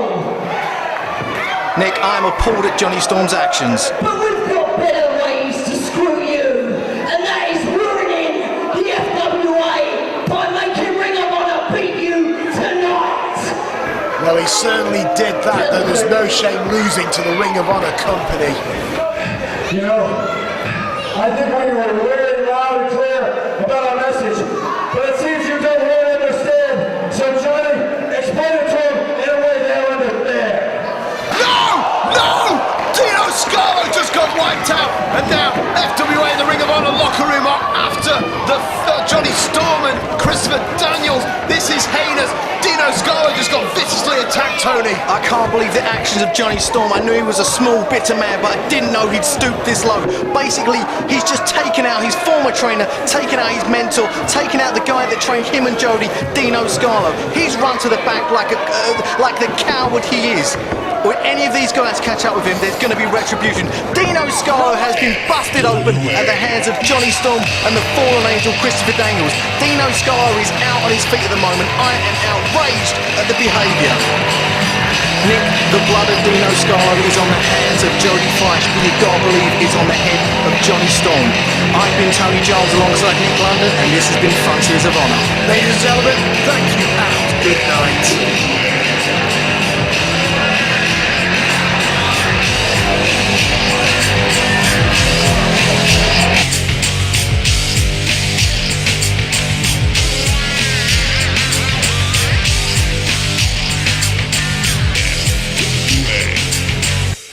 We're gonna bust you open, leave you lying in the dirt.